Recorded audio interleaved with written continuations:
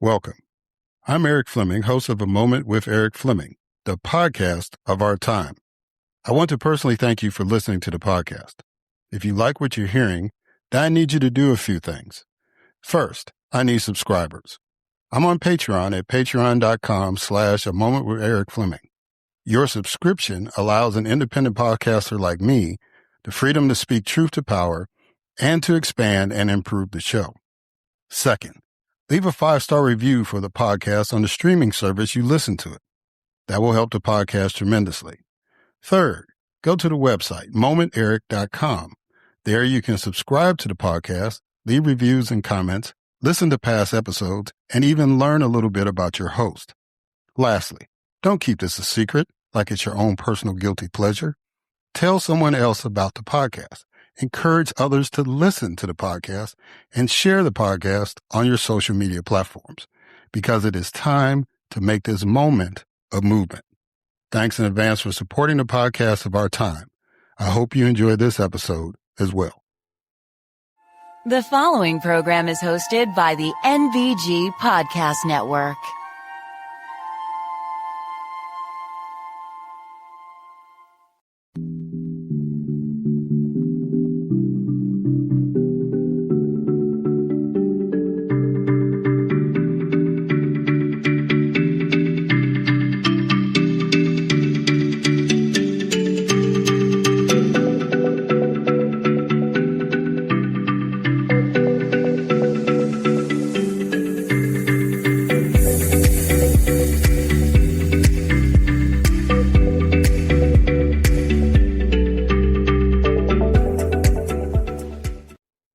Hello, and welcome to another moment with Erik Fleming. I am your host, Erik Fleming, and we got a good show for you all today.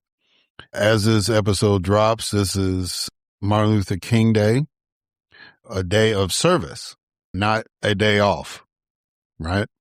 So hopefully, as you are working on projects or in between working on a service project or attending a community breakfast or whatever your MLK activities are, that you taking the time to enjoy this podcast, but that, that you and your neighbors and your friends are doing something to help the community that you live in.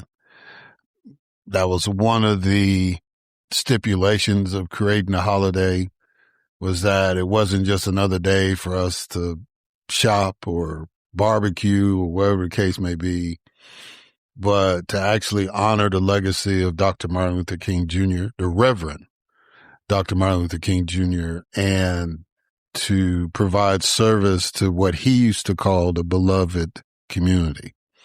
So I hope that you are taking advantage of that and doing your part. Speaking about doing their part, the 3 guests that I have on today definitely qualify as people who get it and are doing their best. Was very fortunate to have a connection, a guest that is returning on the program, to what's going on in Minnesota.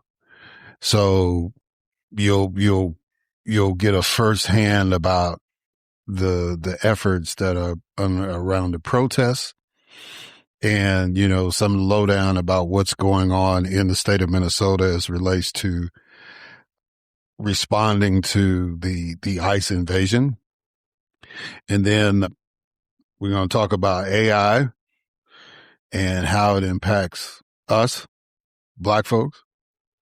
And then we're going to have another candidate on. This guy is running for a state legislative seat in the state of Georgia. And so you're going to get to hear his thoughts and why he's running, and he's going to make his pitch why people in his district should support him. So again, like I said, this is going to be a good show. These are really, really good people, and I'm really, really blessed to have the connections with them to get them on to talk to you, the listener. We continue to ask for our support, not just listening, but also financial. So feel free to subscribe to the podcast. You can do that two ways. You can either do it through patreon.com/A Moment with Erik Fleming, or you can go to the website, www.momenteric.com. And you can also on the website, catch up on some past episodes and learn a little bit about me and just what the mission of this particular podcast is. So if you would go do that, but we're going to go ahead and get this show started. And as always, we kick it off with a moment of news with Grace G.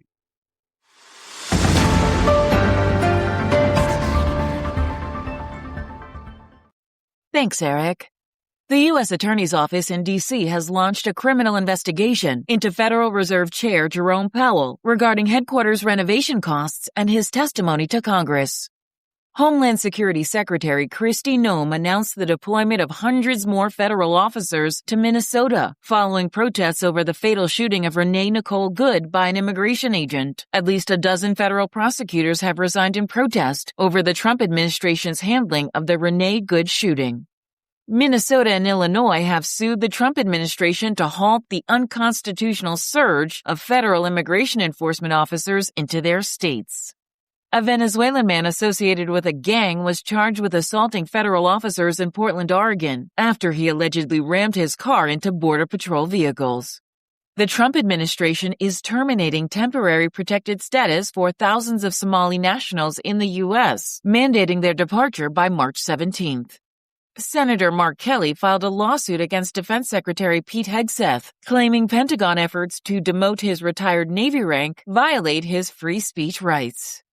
Tehran is keeping communication lines open with the U.S. as President Trump considers his response to Iran's violent crackdown on nationwide anti-government protests, in which over 2,600 people have died.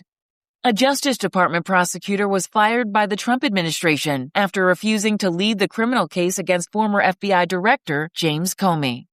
Law enforcement in Clay County, Mississippi, arrested a suspect in the murder of 6 people, including a 7-year-old child. Federal authorities charged a Mississippi man with arson for allegedly burning a Jackson, Mississippi synagogue because of its religious identity. And Claudette Colvin, the civil rights pioneer who famously refused to give up her bus seat months before Rosa Parks, died at the age of 86. I am Grace G., and this has been a Moment of News.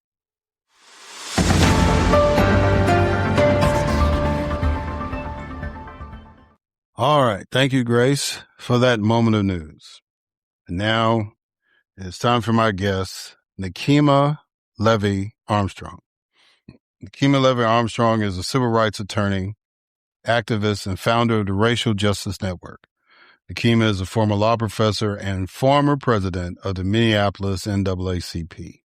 And I've asked Nekima to come on because she's right there in ground zero dealing with the aftermath of the murder of Renee Good. And she's part of the coalition that is trying to hold people accountable. And so I reached out to her and asked her to kind of give us an update about what's going on, what the plans are and all that. And she agreed. So ladies and gentlemen, I have this distinct honor and privilege to have as a guest on this podcast, Nekima Levy Armstrong.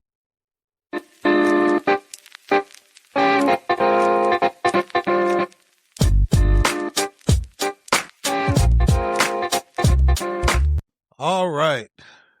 Nekima Levy Armstrong. How you holding up, sister? You doing good? I'm definitely doing my best. We have a lot in front of us, but in some ways we've been here before, after George Floyd was killed and just all the activism before. So I'm activated and pacing myself because I know it's a marathon and not a sprint. Yeah. So my normal thing is to start off with a quote, so I want you to respond to this quote.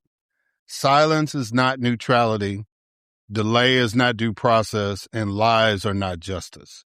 Talk to me about that quote. That quote is perfectly fitting for the times that we are living in within our society as a whole. but also more specifically what we are dealing with here in the city of Minneapolis and the state of Minnesota, where we are facing the largest deployment of ICE agents in the history of the United States. And obviously, the brutal killing of Renee Nicole Good at the hands of an ICE agent on January 7th of 2026.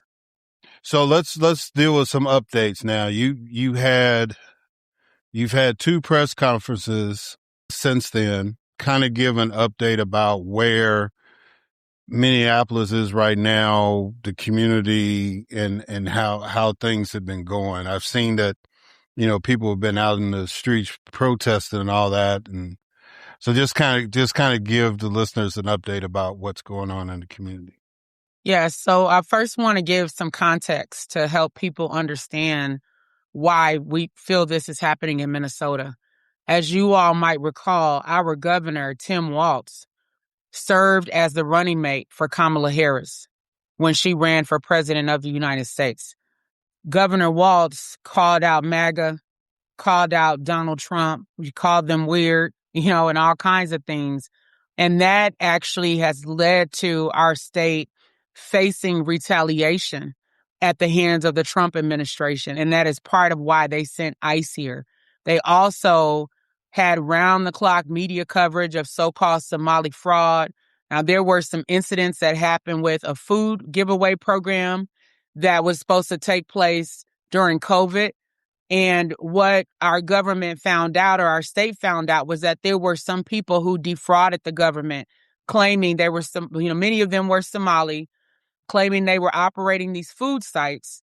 And so there have been several trials already, several people convicted as a result of that particular Feeding Our Future scandal. But the actual face of that whole program is a white woman, Amy Bach.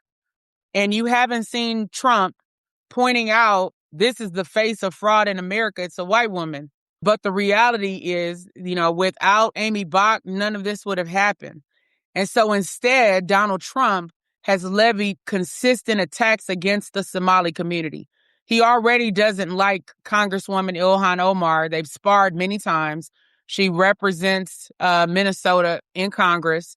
And so that gave him the perfect excuse to attack a segment of the population that has been here peacefully for many, many decades and is part of the fabric of Minnesota. And we're talking about the conduct of a very small number of people, but that has been used to justify bringing more ICE agents into Minnesota, having even a YouTuber, Nick Shirley, come and basically bring forward propaganda, and the media was going along with these false narratives. So as things escalated, that's how we got ICE agents here. And they actually even pressured Governor Walz to abandon his campaign for governor. He was going to run for a third term. But on Monday of last week, he announced that he was going to withdraw his campaign for governor. And then the next day, Kristi Noem showed up here and announced that they were going to deploy the largest number of ICE agents in history. Then the next day after that, Renee Good was brutally murdered by an ICE agent. So all of that history and context matters in terms of how we got here. It didn't happen in a vacuum, and it's very much a part of the vindictiveness and the retaliation and the propaganda being brought forth by the Trump administration. Now, I am a person who's worked on police accountability cases for a long time as an advocate. And typically, if there's a video that's released, if there's testimony from the community, what do we normally hear? Wait until all the facts come out before you draw a conclusion. In this case, right after Nicole Good was killed, we saw DHS Secretary Kristi Noem call her a domestic terrorist.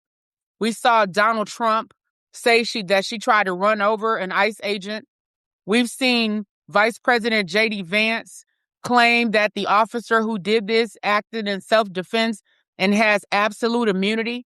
I've never seen anything like that in my life, where you have people running the country who already draw a conclusion without all the facts and the evidence, without looking at the law and whether it was violated by the ICE agent in this situation, and without there being a formal investigation into what happened. So they've already told the nation, we have zero intention of holding this ICE agent accountable for brutally murdering Renee Nicole Good. So as a result of that, that evening, I actually worked with my comrades to put a press release together calling for an emergency press conference that would take place the next day, which was Thursday, January 8th.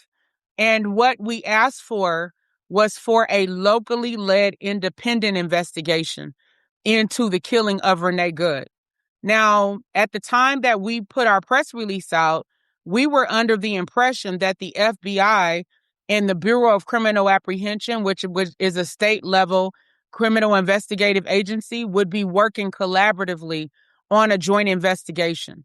By the next morning, Thursday, January 8th, we awoke to news that the FBI had disinvited the BCA from participating in the investigation, saying that they would not share any evidence in the case and that they would be handling the investigation on their own.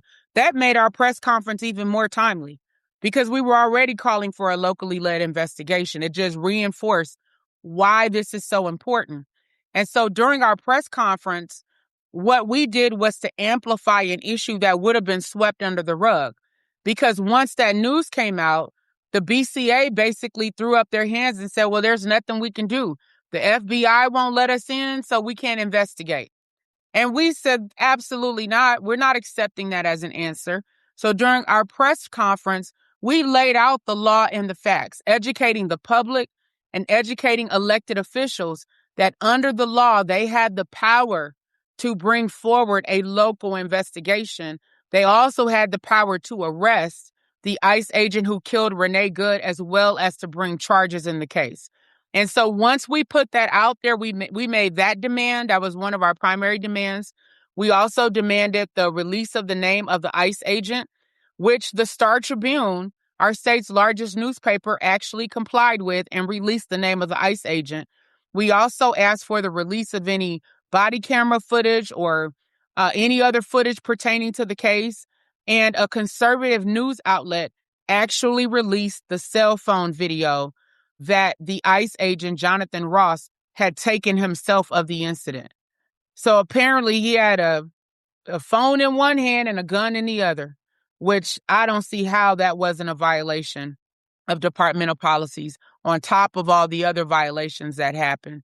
And so by that night, after our press conference, which was very powerful, very well attended by Minnesotans of different backgrounds, it helped to set the record straight.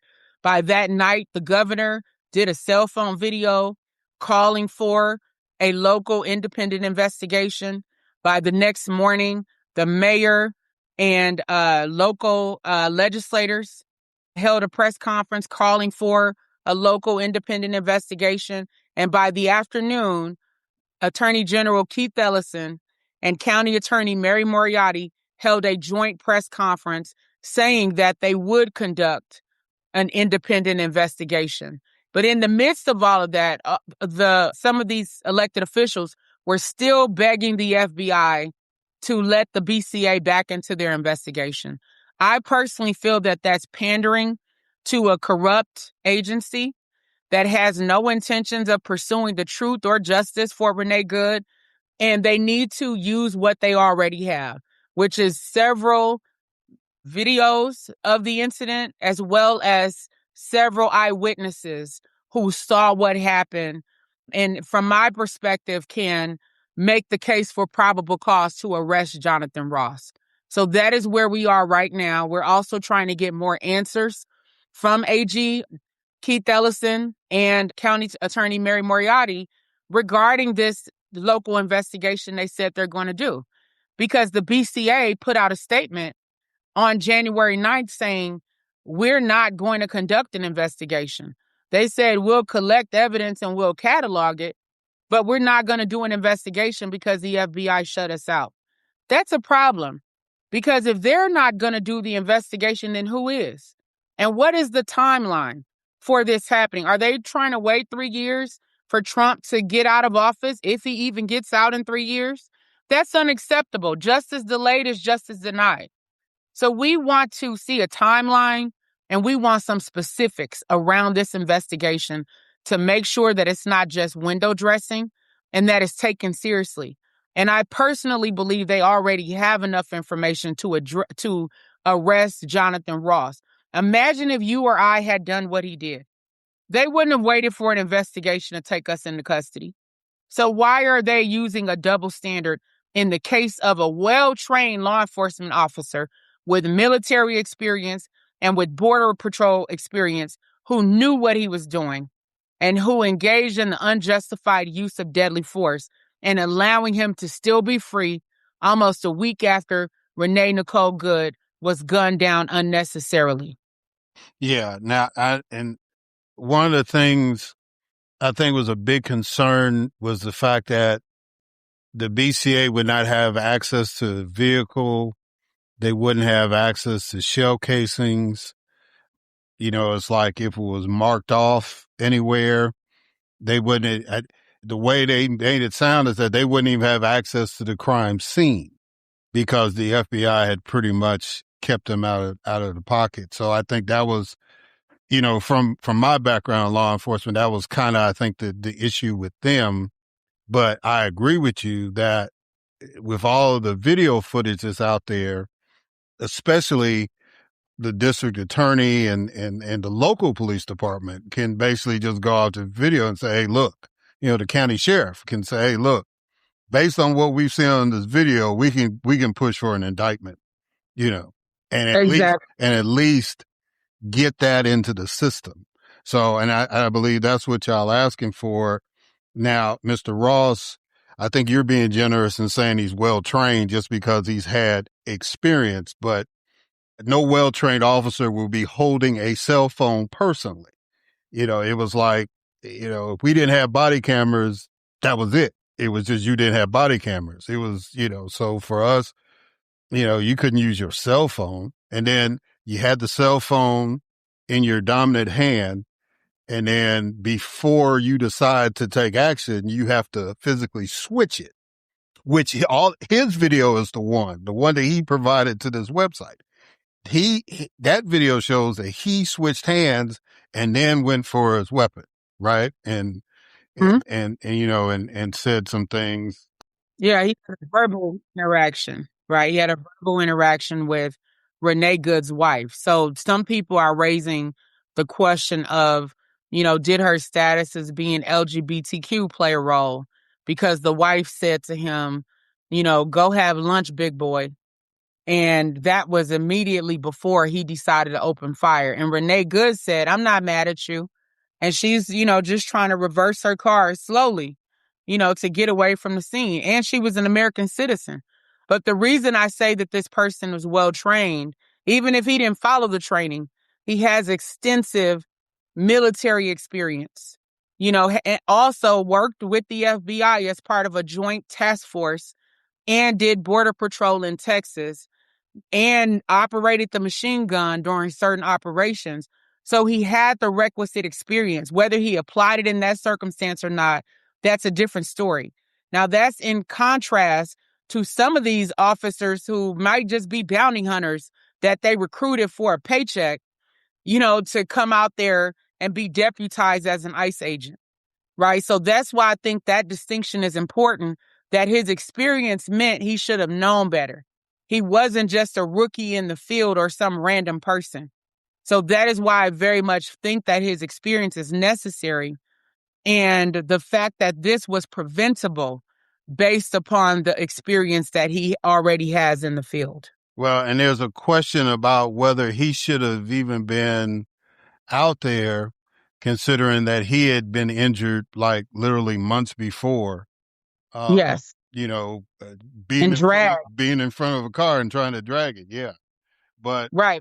But he positioned himself in front of the car, which just makes no sense. And as somebody's backing out. And I got into it with a guy that used to be a city councilman in Jackson. He's a Republican, and he was, you know, trying to defend this guy. And I said, the guy that held on to Scotty Scheffler's car. I don't even, you remember that, the golfer that got stopped before he got into the tournament and got arrested. Yeah. That officer had more damage. He could not walk away when he got hit by Scheffler's car. This guy was walking down the street telling folks to go and all this stuff. And the other question I had about this whole deal was, why did y'all leave the scene? You didn't render aid. That's a requirement. And you left the scene. You can't, I have never been in a situation where gunfire has been, even if you weren't the one that fired the gun, if you were on the call, you had to stay until one, the EMTs got there, and then two, whether it's internal affairs, your supervisor, whoever, somebody had to come and get a statement from you, a verbal statement. And then you had to go back to the office and do a written statement, right? Yeah. But you had to be on the scene until you are told that you could leave. And what I saw in the video, they all scattered. He walked away looking down at his cell phone and said, call 911. Yeah. That is absolutely absurd. After he looked at her body, I mean, just the whole thing is a hot mess. And the fact that you would have the federal government, the president, the vice president, the DHS secretary, rubber stamping a killing of an innocent civilian is absolutely outrageous. And people got to understand, if it can happen to Renee Good, it can happen to anyone. This is a white woman. The only person that acted like initially that had some sense was Tom Holman, of all people, and said, hey, before we say anything, wait for the facts, wait for the investigation. Exactly. And he was appalled, right? To hear J.D. Vance saying, and J.D. Vance is a lawyer, for him to say this officer has absolute immunity, he couldn't point to a single statute where that is written into law. Literally making up stuff as the vice president of the United States. I feel that these should be impeachable offenses. At a minimum, Congress needs to take action in this situation. That's another thing we brought out during our press conference. Who's responsible? We know the Trump administration is responsible, but so is Congress. Congress is the one that authorized the creation of ICE. They're the ones that are supposed to have federal oversight of ICE, and they're the ones who fund ICE. And the Trump administration has asked for an additional $100 million around these operations. And so Congress is just silent, twiddling their thumbs as these attacks are being levied, not only against immigrants, but against American citizens. That is absolutely absurd. I don't know how these people sleep at night allowing this to happen. It's just so beyond the realm of normalcy and acceptability. Well, I did a whole commentary on Mike Johnson and the fact that he is clearly the worst, if he's not the worst, he's definitely the weakest Speaker of the House we ever had. Because I said, of all the Republicans in America that could look at Donald Trump and tell him no, would be Mike Johnson, because he's the Speaker of the House. If something happens to Mr. Trump or something happens to Mr. Vance, he's the president. So if there's any Republican that's going to say, hey, look, you can't do that, it would be him. But if he's not going to stand up for it, the rest of them are going to fall in line. But anyway, let me go through some of the other stuff. So I'm going to go through the list of some of the things you all asked for. It's like the termination of ICE agents' employment, complete withdrawal of ICE agents from the state of Minnesota, the establishment of a victims' compensation fund to provide immediate financial support, protection of journalists, independent media, legal observers, and peaceful protesters from intimidation, obstruction, and retaliation. By the way, how's Mr. Pendleton doing? Is he okay? He has a boot on his foot. And so for those who don't know, King Demetrius Pendleton is an independent journalist, African-American man who's been on the front lines for a long time, documenting our movement here in Minnesota. And he's been going out to the ICE protests documenting, and he has a vest that he wears that says press across the front. That didn't stop him from being tear gassed last week. He was captured in an image, having, his face covered with water or milk as he's trying to stop the burning from the tear gas. That photo was in NBC News and the Washington Post. And then just a couple days later, ICE agents started shooting at the ground near him, and he got shot in the foot with either a rubber bullet or a marker round.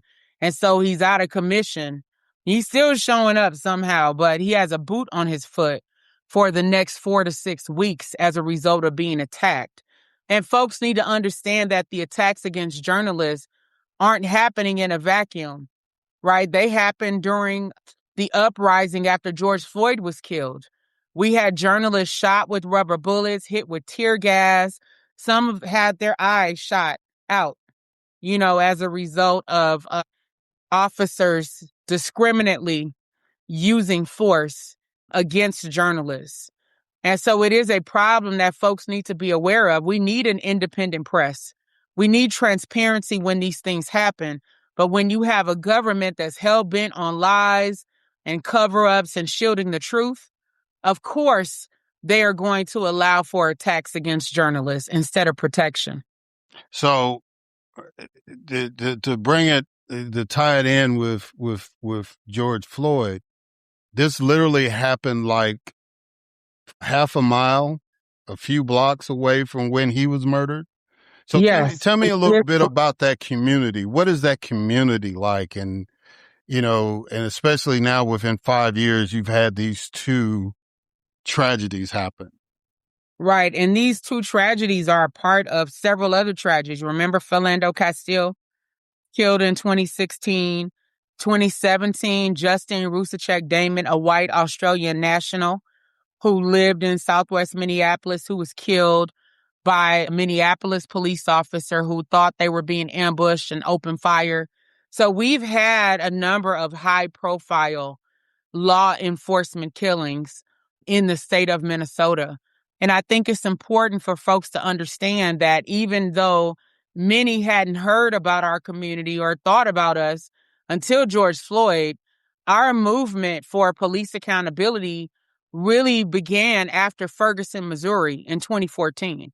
So we marched when Trayvon Martin was killed, but it still didn't lead to a movement. But after Mike Brown was killed, several of us went to Ferguson and participated in those demonstrations. And then we had the launch of our first Black Lives Matter chapter in November of 2014. I became their advisor during that time. And one of our first actions was in December of 2014 when we shut down the Mall of America. Over 3,000 people. And then, several of us were charged. I was charged with 8 misdemeanors, as a result of all of that. The charges thankfully got dismissed because 11 of us were charged. It took almost a year. And literally the week before those charges, the week after those charges got dismissed, we had the killing of a young Black man by the name of Jamar Clark. That did make national news to some degree because at the time I was the Minneapolis NAACP president. My involvement in the involvement of our chapter led to the national NAACP president coming here because we had launched an 18-day occupation outside of one of the police precincts in the Black community. And so that was unprecedented, right? And so some people knew about it and were paying attention, but they didn't really start paying attention until after Philando Castile was killed in 2016. And so because our movement has been going on consistently and for so long, and because there are so many organizing groups here, whether it's, BLM groups, whether it's grassroots groups, immigrant rights groups, people have continued to organize throughout that time. And so even in this instance involving Renee Good, there are various immigrant rights groups that set up training programs for average ordinary citizens who want to get involved in helping to monitor ICE activity. So every day, people can go to a Facebook page or get alerts and they find out where ICE activity is happening and they show up. And they show up with whistles so that if they see ICE in the community, they start blowing the whistle so that the immigrants in the community are on alert and they can get to safety. So that's part of what had been happening. on the day that Renee Good was killed, folks had shown up in the community knowing there was ICE activity, and some of them used their vehicles to kind of block ICE. And so that's how Renee Good was parked. And when she was approached, she tried to back away and leave the scene. And again, she's an American citizen. She wasn't the target of ICE enforcement. She should have been allowed to leave the scene and not executed by Jonathan Ross in that situation. So I hope that kind of gives people a context for our community, the fact that it is very rich in activism and organizing, but the vast majority, of our demonstrations are peaceful and have been peaceful, but they are pretty consistent. So are you familiar with US 18 USC 111? Can you refresh my recollection? Yeah, it's I'm a former legislator too, so I can't remember all the codes that do all that. But this is the one that all these ICE agents blurt out. If you see any videos and they show somebody videotaping them, they'll blurt this out at them, right? And this is the code section that says assaulting, resisting, or impeding certain officers or employees. And it says, in general, whoever forcibly assaults, resists, opposes, impedes, intimidates, or interferes with any person designated while engaged in or on account of the performance of official duties, or forcibly assaults or intimidates any person designated in the performance of official duties during such person's term of service shall, where the acts of the violation of the section constitute only simple assault, be fined under this title or imprisoned not more than 1 year or both, right? And then it says in all other cases be fined under this title or imprisoned not more than 3 years or both. And then is it a misdemeanor? That's exactly my point. It's like they talk all this noise about 18 USC 111. They'll start yelling at people, and it's like, dude, that's a misdemeanor. So my question is, one, did Renee Good violate that section based on the video accounts that you saw? Well, from my perspective, if she had violated the section, then that should have been a citation. They could have seen her license plate, written it down, and connected with whomever was going to enforce that statute, and it could have been dealt with through the criminal justice process. We don't have the death penalty in Minnesota, but that's essentially what she was subjected to. My follow-up was going to be I've never known a misdemeanor to warrant the death penalty. Well, except in the case of George Floyd, because that alleged $20 counterfeit bill that he used in the store, that would have been a petty misdemeanor. But again, it resulted in the death penalty. So we got to look at how these laws are being applied, and the fact that for some people, it's not just a matter of paying a fine or appearing in court. It is a life or death situation. And typically law enforcement exercises their power on the streets, as opposed to it being exercised in a court of law like it is supposed to be. So the coalition that's been formed has publicly asked that people outside of the Minneapolis, St. Paul community should refrain from intervening, organizing, or traveling to the state unless explicitly invited by impacted communities and local leadership. Uncoordinated outside involvement risks disruption, escalation, and harm. And that makes sense to me, but it also conveys that the situation there is still pretty precarious. Is that's your assessment on that? Well, we were very specific when we held, even in our press release, right? We did name at least one name. And then at our press conference, when I spoke about this part of our press release, I named Al Sharpton, Jamal Bryant, and Tamika Mallory, asking them to stay out of Minnesota. Now, since that time, we have been in communication with Reverend Al Sharpton about the concerns that we had. And they stemmed from, early after George Floyd was killed, Reverend Sharpton came into the community. It was kind of like a helicopter situation. Ben Crump brought him into the community, Attorney Ben Crump, And he, eulogized George Floyd, eulogized Dante Wright after they were murdered by police. And I believe even Amir Locke, if I remember correctly.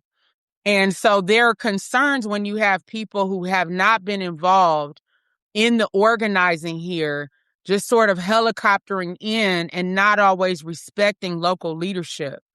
And so we just kind of let it slide when it happened in 2020 and 2021. We were still, and 2022, we were still cordial, with Reverend Al Sharpton, even though we felt like, it was kind of bypassing local leadership, people who still have to stay here and pick up the pieces after you fly into town, have meetings with whomever, whether we're involved or not, and then you leave.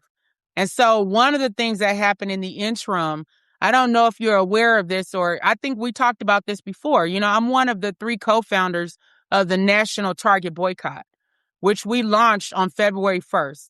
Target is a Minnesota-based company, and they made some specific promises after George Floyd was killed, and they looked like a leader, on racial justice. And they got a lot of our attention, in terms of patronizing them, seeing them as a leader in diversity. They pledged $2.1 billion after George Floyd was killed, saying that the funds would be used to improve the Black customer shopping experience, to get more Black brands on the shelves, and to improve their hiring and promotion practices when it comes to Black employees, as well as improving their supplier diversity network.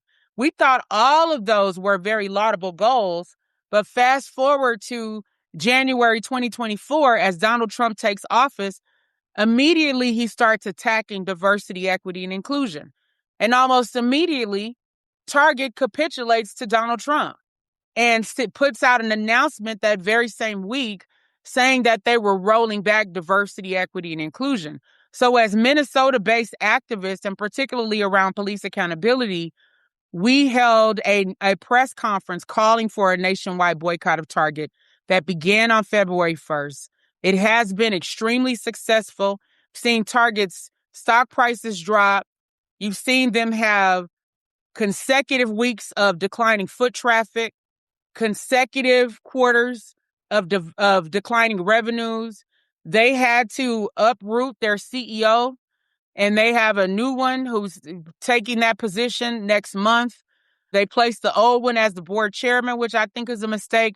But the point is that the boycott has been extremely successful. However, in the midst of that, the group that approached us consisted of Tamika Mallory, Senator Nina Turner, and so-called Pastor Jamal Bryant, saying that they wanted to collaborate with us and help build a national coalition to amplify our efforts to hold Target accountable. But really, as we started working with them, we realized their agenda was actually to co-opt and hijack the boycott. In the midst of all that, suddenly you have Jamal Bryant, who's supposed to be following our lead for the indefinite nationwide boycott, suddenly launch a 40-day Target fast aimed at the faith community. And I said to him, what's the difference between a fast and a boycott? I've never heard of this fast that you claim you're doing during Lent. And I said, and then what happens after the 40 days? Because as an organizer, it's a marathon and not a sprint. You're not going to get a company to give in to your demands after 40 days. And so he had set up a website. He used some of our demands, our talking points that we put out there, and essentially crowned himself as the leader of the Target boycott, using CNN, The Breakfast Club, and Roland Martin to do it. And so from that point, we had to cut ties with them. I called them out for what they were doing. I just felt it was despicable, that they lacked integrity, and that it was disrespectful to people in Minnesota who had endured the killing of George Floyd and fought for justice, and who were continuing to fight for justice. To have these big name folks, from out of town, essentially trying to co-opt the real and genuine movement work that we were doing. And so in the midst of all that, you then had a photo that was released of Reverend Al Sharpton posing with the CEO of Target. And he hadn't reached out to us or contacted us. And we're thinking, you have nothing to do with this Target boycott. Why would you be in a picture with this white man while we're sitting here trying to hold this company accountable? And so that had never gotten resolved. We just didn't understand why are these people from out of state with these big platforms who have, so-called leadership ability and civil rights. Why are you coming and picking off what Minnesota is doing or tagging along to what we're doing here, simply because, people may not know us as well because so much of our work is concentrated here. And so what happened after this whole thing and our press conference, because we were the first in the country for Black leaders to be leading on an ICE issue, right? And I felt that must have opened the door for people to feel comfortable because suddenly we got word that Reverend Al Sharpton wanted to come to Minnesota. And when I found out about it, I said absolutely not, along with the other co-founders of the Target boycott because of all that history and the fact that, we were disrespected as local leaders. And so word got to, Reverend Al Sharpton as a result of our press conference, press release, messages, I guess, getting to him. And someone from his team actually reached out to me on Saturday night. And then I actually had a conversation with Reverend Al Sharpton and laid all this out. And he apologized, during that conversation for what happened. And then he also said that, he also got duped by Jamal Bryant because after Target CEO contacted him about meeting, he said, I won't meet without the organizers. So, of course, he went to Jamal Bryant as a fellow minister and someone who positioned himself. He went to him and he was also at that meeting, but he pretended that he wasn't. That's why he wasn't in the picture. So it caused a lot of confusion. And then later we even wrote to the leadership of the National Baptist Convention because we found out that they accepted $300,000 from Target in the midst of this boycott. And we laid out for them, look, Jamal Bryant is not the leader of this boycott. He has no integrity. This is how this boycott began. These are our intentions. And then we asked them to return the money. Although we knew they wouldn't, we still used it as an opportunity to call them to account and also to educate them about how Target has impacted this community in Minnesota. We said in addition to rolling back DEI, which then if they hadn't been held accountable, that would have given every company in America permission to capitulate to Donald Trump, because Target was seen as essentially a leader of corporate diversity, and so we told them about that, but we also attached a Target's receipts brief where we laid out the fact that Target gave money to Amy Klobuchar's office. Amy Klobuchar is a congresswoman now. But before that, she was the county attorney for Hennepin County. And she ran a tough on crime campaign. Target gave her office money during that time, as well as the prosecutor after her. And they said, we want convictions. And there is a young Black man who, as a teenager, was wrongfully convicted. And 2 forensic analysts from Target testified at his trial with testimony that was damning but false. And this young man is still in prison to this day for murders he did not commit. And so that was what we laid out to say. And there are several other young Black men, some of whom we fought for their release from prison, who were wrongfully convicted under this whole regime, connected to Target, connected to Amy Klobuchar, and connected to the prosecutor after her, Mike Freeman. And so when you have these outside leaders who helicopter in or who misuse their power because they think they have a larger platform and they're disrespectful to local organizers, at some point you have to put your foot down. So that's what I did, and that's what my comrades did, and that's what led to the conversation with Al Sharpton. And so on Sunday night, he had Ben Crump on his Politics Nation show on MS Now or whatever it's called. And he actually apologized to me and the other local activists in Minnesota. And so we are now in communication, with his people because we've been able to clear the air. But as far as Jamal Bryant, Nina Turner, and Tamika Mallory, they are not welcome in the state of Minnesota. Just if people understood the lack of integrity, the lies, the manipulation, they would understand why we are drawing a clear line in the sand. All, what does it say? All skin folk and kinfolk. Yes, ma'am. And girl, you done gave me a whole idea for a whole podcast about collaboration and all that stuff. Look, collaboration with air quotes. That's right. That's right. If we had nothing going on here, they wouldn't even be trying to know nothing about Minnesota. As they say, oh, child, let me tell you my story. No, we ain't got time for all that. But, I've been one of those people that have been faithful not going to Target.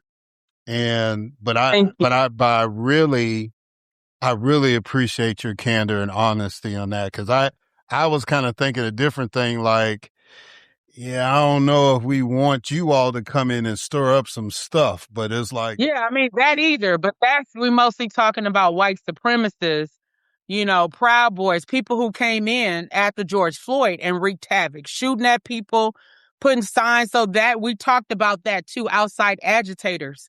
But we also talked about so-called outside national leaders who typically have a completely different agenda in how they use their power and their influence and media connections, to erase the local organizing that's happening here. So it's twofold in terms of what we were saying. Yeah, and I appreciate that. And I also appreciate the time. I've got a couple more questions and I'm going to let you go. How do you respond to people who say that here we are expressing outrage over the death of a white woman, but nobody was talking about Keith Porter, a black man who was killed by an off-duty ICE agent on New Year's Eve in Los Angeles? Well, I would say there's a difference between when things happen in Minnesota and when they happen in other places. So because of our long-standing, history of organizing and how many and they became high profile because of the organizing and the pressure that we apply strategically when these things happen. In many other communities, something happens, people trust the government. They trust law enforcement. They say, let the process play out. Well, we don't get down like that in the Twin Cities. We already know we got to do this, we got to do that. Even when George Floyd was killed, I don't know if you know the story of that, but I think we may have talked about it, where an activist whose husband had been killed years prior by police was the one who tagged me and a few other activists to say a black man got killed today by MPD. They either choked him or crushed his throat. When I saw that, I didn't just say, oh, it's Memorial Day, I'm taking a day off. No, I said, wait a minute, what happened? So I looked online to verify. I saw nothing. So my next step, I called the chief of police, Madeira Arredondo, who is our first black police chief. He answered the phone late at night, and I said, Rondo, it's like, can I ask you a question? Did MPD kill someone today? And he said, no, Miss Nekima, they didn't kill anyone today. And I said, are you sure? And he said, well, somebody died in police custody as a result of a medical emergency. And I said, have you seen video of the incident? And he said, no, I just sent it to the BCA to investigate. And I said, you need to see some video immediately because this is what the community's saying. And I said, I'll call you back. I got off the phone with him. I went to social media to let the community know. This is what Ashley said happened. This is what the chief said happened. Now we need to see some video. Then I was tagged in that video by Darnella Frazier, that bystander video that captured what happened. So I shared that video after witnessing a murder, and then I sent it to the chief and called him back. That's when he saw what really went on for the first time. And he actually documents this in his book that came out in May of 2025, talking about all of this, including my call to him, everything that happened afterwards. So imagine, if we're in any other community, people just say, oh, something happened, and just let it ride and wait for this. The system will never proactively address something like this. They will never proactively investigate themselves or hold themselves accountable. So just like with Target, people said, well, why didn't y'all go after Walmart or Amazon? Well, they're not based in Minnesota. but Target is. So we're not going to let a Minnesota-based company get away with this. The same with Renee Good being one of ours in our community and knowing we have the power to amplify this and to get in the streets, to hold elected officials accountable. I don't know how organized other communities are, so I can't speak to that. And we can't be expected to, every time something happens everywhere else in another community, to helicopter in and say, this is what you should do if we're not invited in. The most we'd be able to do is post something on social media without really knowing if there's nothing organized by that community to let the world know. So so it has nothing to do with us that Renee Nicole Good is a white woman, and everything to do with the fact that it happened here at ground zero, where we don't allow stuff like that to just happen and there's no noise whatsoever. We are highly organized and we are effective and we are persistent like a dog with a bone till we start getting the responses that our community deserves. Laura Hernandez of Freedom for Immigrants said, make no mistake, ICE's terror is anything but rogue. The agency is operating exactly as intended and as it has for decades, only now with a record high level of resources and unfettered power. As we have witnessed across this sprawling yet secretive detention system for decades, ICE and DHS violence is calculated, systemic, and central to the agency's broader missions of instilling fear in communities and destroying families through detention, deportation, and increasingly death.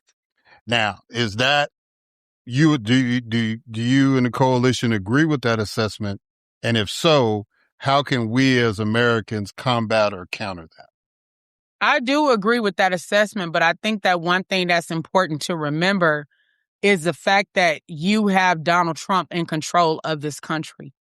And he has put people in positions of power who do not have integrity, but who have allegiance to Donald Trump and his agenda.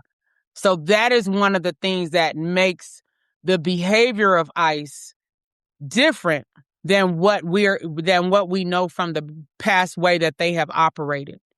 And the fact that Congress is not taking any action is another part of this whole equation. Again, Congress authorized the creation of ICE. They fund ICE. They're supposed to provide oversight of ICE. If Congress was balanced and effective in doing its job, we wouldn't even be here right now. They would have started reining in ICE and Donald Trump the moment that they invaded the first U.S. city and started also targeting Americans alongside of immigrants. But they didn't do that. They remained silent, and now things are way out of control. You know, with the violence, with them just being able to send thousands, of ICE agents here, that we got more coming, even as we're talking right now. And so we have to get Congress to take action.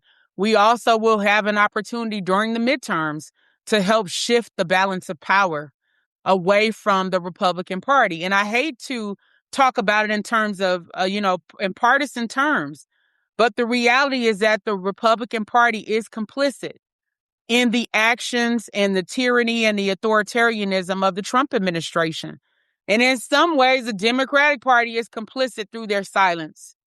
Every day, we should see something that a Democratic congressperson is doing to try to fight back against the Trump administration. Instead of coming before the public, crying or acting like they have no power. No one wants to hear that. You collecting a paycheck, you getting a pension, you have security and protection, and you want us to feel sorry for you? Absolutely not. Do your damn job or get out the way. So both parties are responsible for what's going on, but one party in particular is empowering and enabling the president of the United States to get away with abuse of power, physical abuse of American citizens and immigrants, tyranny, authoritarianism, and oppression. And they need to be held accountable for what they're doing, period. So I'm a close out my questioning with this. And in the midst of all of this stuff, it might be the toughest question I've asked you today. Finish this sentence. I have hope because. Our ancestors went through far worse. Somehow they found a way to organize, to fight back, to resist, and to plant the seeds for future generations. And that's how we're here. If they could endure hundreds of years of slavery and all the dehumanization, the brutality, the way that laws were weaponized against them, law enforcement, white men being deputized against them, separation of families, trying to strip us of our language, our culture, and our heritage, and we're still here, that's what gives me hope. And we have the same responsibility to future generations to stand up and fight back and resist and plant the seeds for hope and change.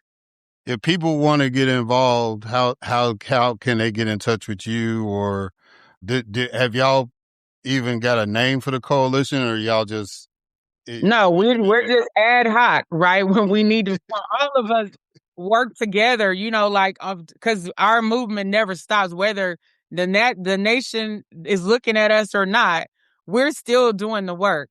So we have ad hoc, coalitions that form based on what the issues are. But the best way to get a hold of me, I would say, is through Instagram at Nekima L.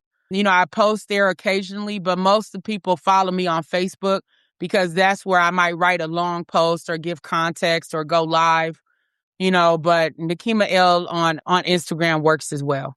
Well, Nekima Levy Armstrong, thank you for taking the time to do this. When this went down, I reached out to you right away because I wanted to, and I'm very fortunate that somebody like you that is really active in the community and really has a heart for the community, that I was able to reach out to you. And I'm glad that you were able to take the time to do this. So thank you so much. I appreciate you, and just keep sending the newsletters to me. I'm glad you got me on the mail list. So just keep keeping me informed, and I'll let my people know what's happening. Thank you. I will. I have one coming tomorrow. So I'll send it out today, and I'll make sure that you get it for a press conference tomorrow for women and mothers to call for justice for Renee Good, because this was an act of violence against a woman. And then the way that women and expectant mothers are being treated in ICE custody and law enforcement custody. So we'll be calling that out tomorrow during a press conference. I'll make sure you get it. All right, guys. Thank you so much. And we'll catch y'all on the other side. Thank you.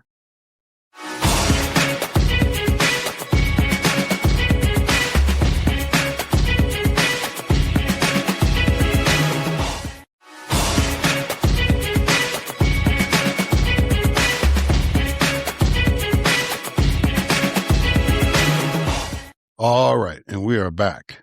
And so now it is time for my next guest, Dr. Kem-Laurin Lubin. Kem-Laurin Lubin's research focuses on computational rhetoric, which explores how technology influences communication and decision-making. Kem examines the intersection of emerging technologies, human agency, and the societal impacts of artificial intelligence and data-driven systems, with a strong emphasis on ethics and equity. Key part of her work is the development of ethotic heuristics, a framework designed to ensure that technological systems respect human dignity and accurately represent and characterize the ethos part, peoples. Kem's professional background includes leadership roles in design and innovation at global corporations like BlackBerry, Siemens, and Autodesk, giving her a unique perspective that bridges academic research and real-world applications. Her book, Design Heuristics for Emerging Technologies, AI, Data, and Human-Centered Futures, Considerations for the Rights of Women, with UWP Books, explores how technology can be designed to empower individuals while addressing broader societal changes. With her blend of academic expertise and industrial experience, Kem is driving important conversations about ethical, human-centered approaches to technology. Ladies and gentlemen, it is my distinct honor and privilege to have as a guest on this podcast, Kem-Laurin Lubin.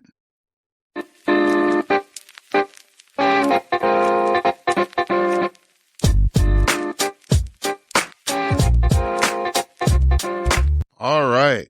Dr. Kem-Laurin Lubin. How you doing? I'm doing good. How are you? I'm doing fine. I am very excited to have you on. As most of my listeners know, I tend to get most of my guests, if not all of them, are smarter than I am. And I think I can definitely say that about you because you delve into a world that very few of us really understand, but yet it's a part of our day-to-day lives. And that's dealing with AI. And so I'm going to ask you later on as we get this interview started, why did you decide to go down that road? But before we do that, I kind of do a couple of icebreakers to kind of get the conversation going. And so the first icebreaker I normally do is a quote. So I want you to respond to this quote. The hottest places in hell are reserved for those who, in times of great moral crisis, maintain their neutrality. What does that quote mean to you? It really means to stand by and do nothing in critical moments.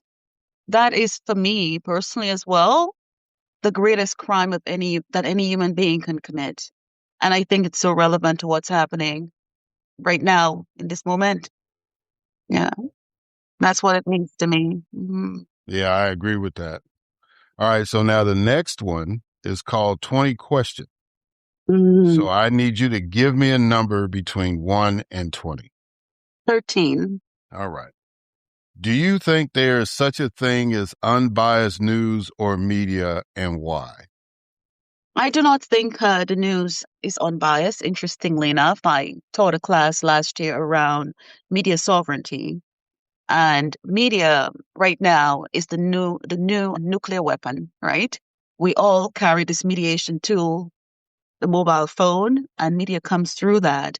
And so it has been, I think, hijacked by those with political and power motives.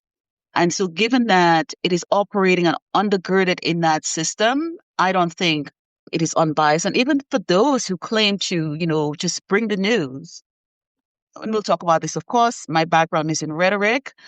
We are all motivated. So it is, I think, impossible to have unbiased media. Yeah. What got you into artificial intelligence, AI? How did Dr. Kem-Laurin Lubin decide this is the path I want to go to and contribute to society about?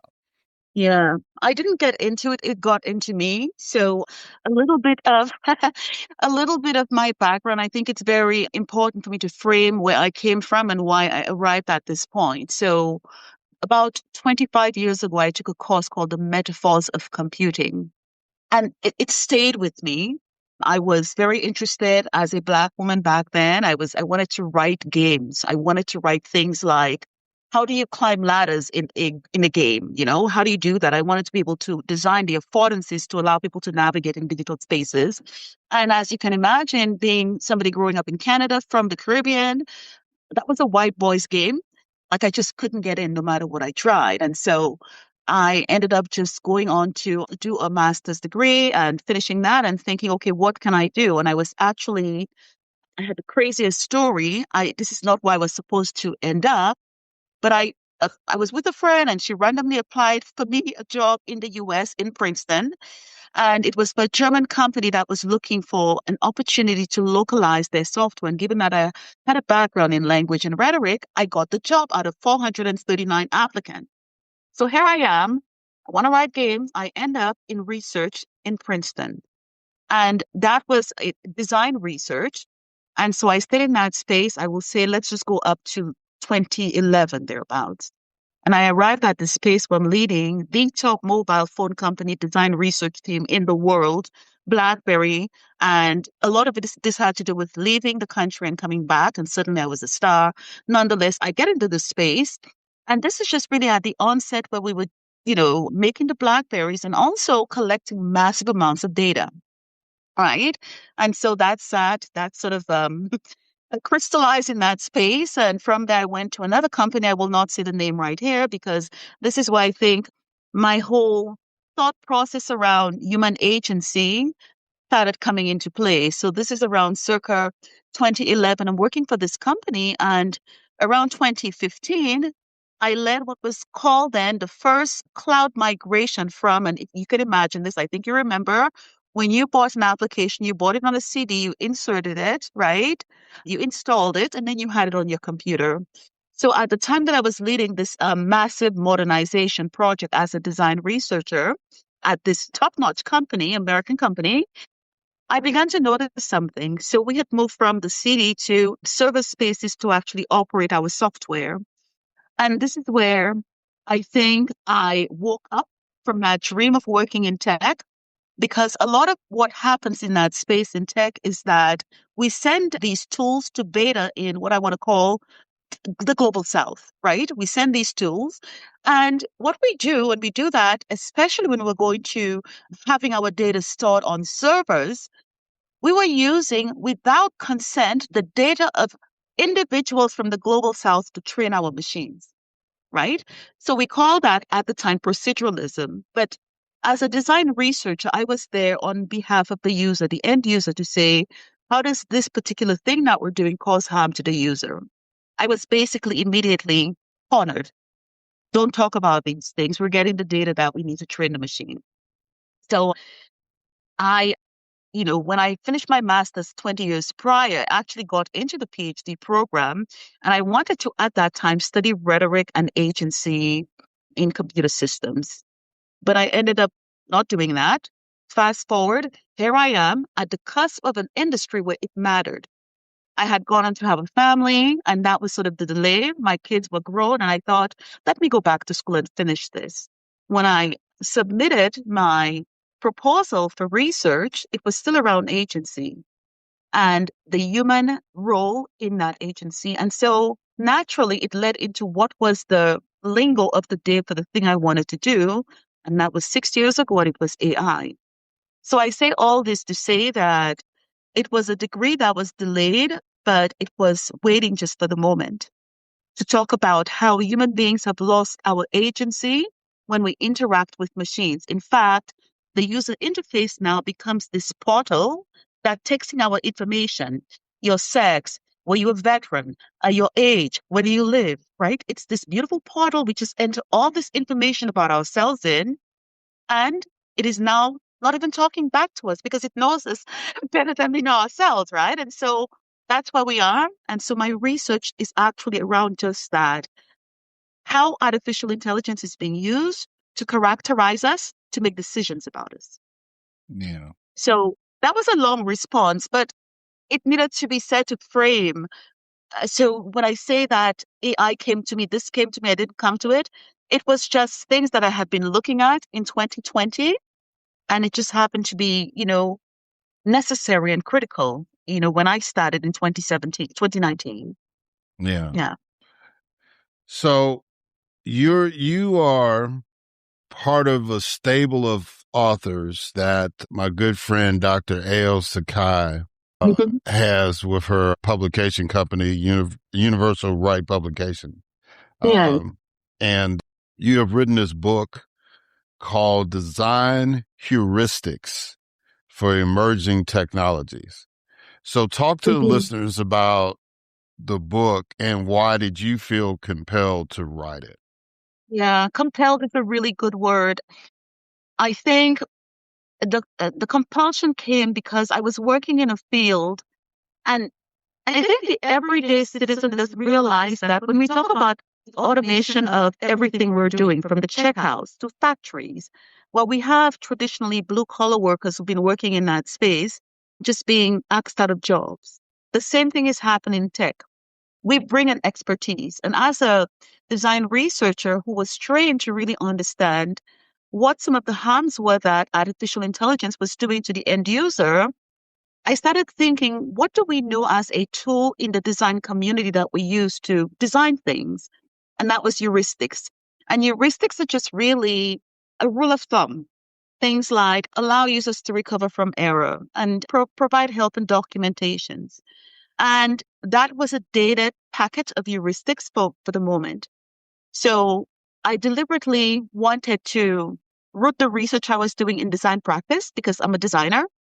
And so I wanted to use an artifact name that would be resonant for designers. So the whole idea of design heuristics, not for that technology that has gone, but for emerging technology, things like AI and what else? Just so many other things, right? So that was that was very critical in the naming of this book. I wanted to appeal to designers as well as tech folks, as well as everybody else in the middle. Okay. We were talking and you had mentioned that, I had Dr. Sakai on to talk about linguistic imperialism. And you said that you and her kind of have been collaborating with the research and the scholarship you're doing with what she's doing with linguistic imperialism.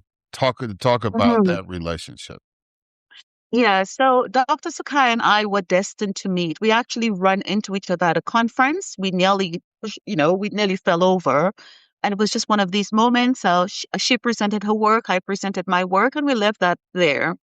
But the work that she's doing, as I come to understand, and I say this because from a point of being very naive as somebody working in tech and not really understanding, when we think about technology, technology follows a pattern. It automates things that are from an analog world, right? So the work Dr. Sakai is doing around linguistic imperialism has to do a lot with the oppressive linguistic patterns that we see in what has been sort of Eurocentric thought and knowledge production, right? And so that is her work. But for me, when I think about computing, my background is in artificial intelligence and computational rhetoric. I began to think about her work, and we talked about this a lot. And I said, you know what? The thing you're doing is the analog version of the thing I'm doing in tech. Is that when you look at ones and zeros, people just think, oh, this is computing language. But these are all proxies for other things, a linguistic underbelly, right? When I say a proxy for urban, right, I can say urban, but that can be computed.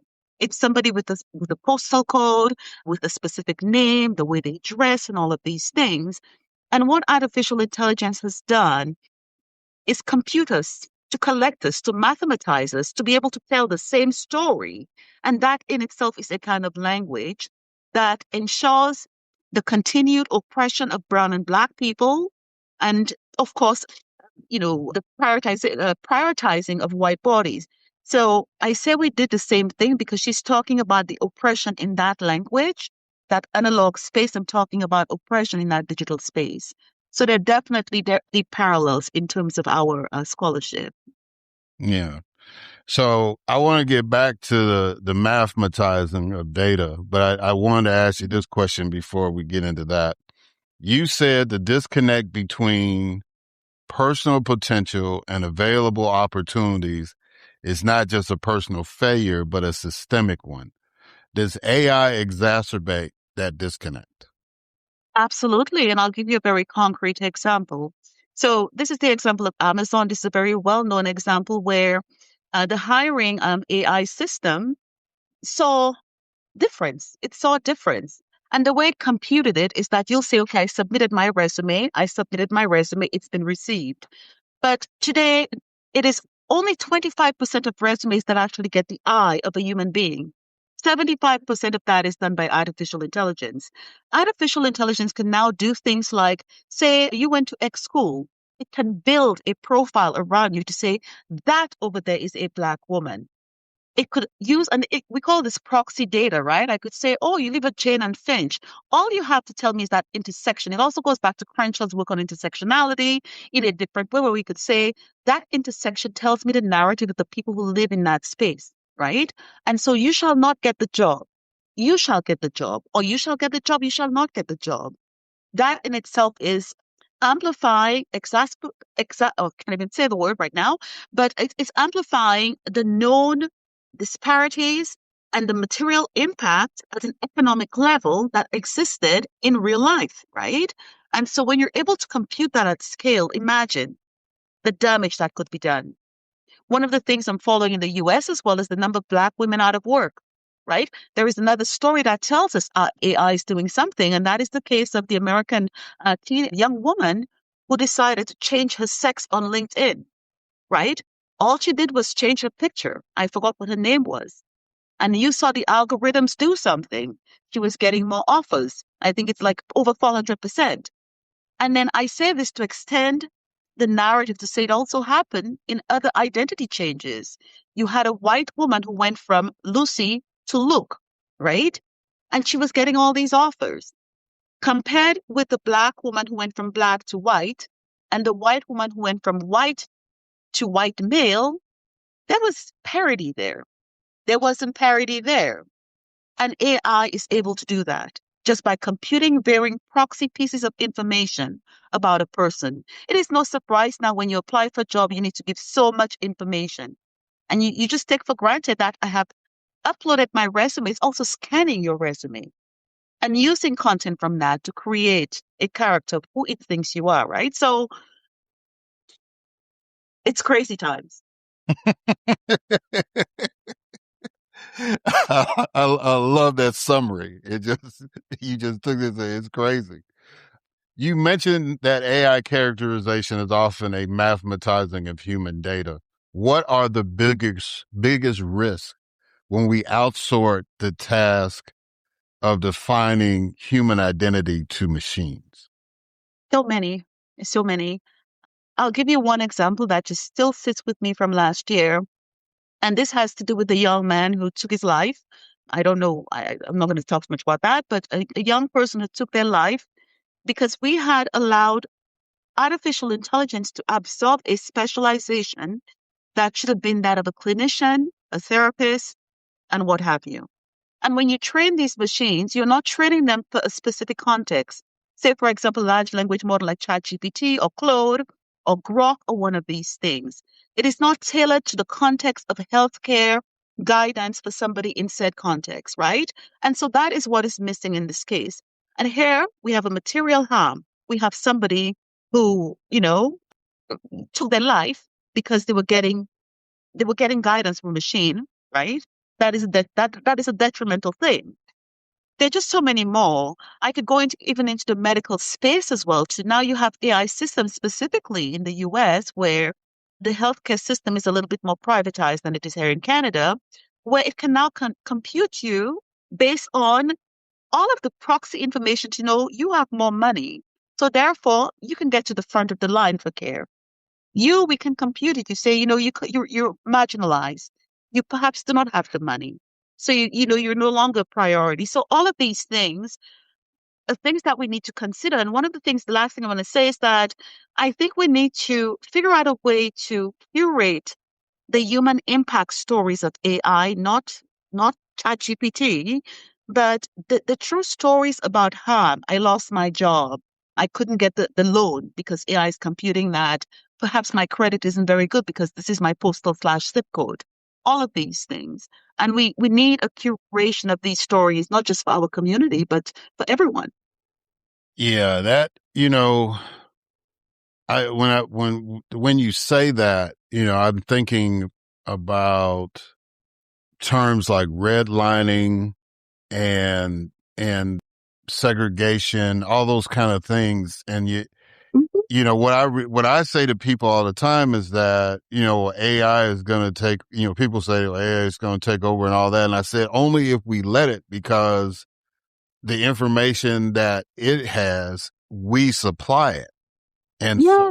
so if we continue to program AI with our biases about things as well as our other information, it's going to compute the way that we compute, because before we didn't need AI to move people to the front of the line. As you said, Yeah. we as humans had that natural ability to discriminate. And so all AI is going to do is just do it faster. Yeah.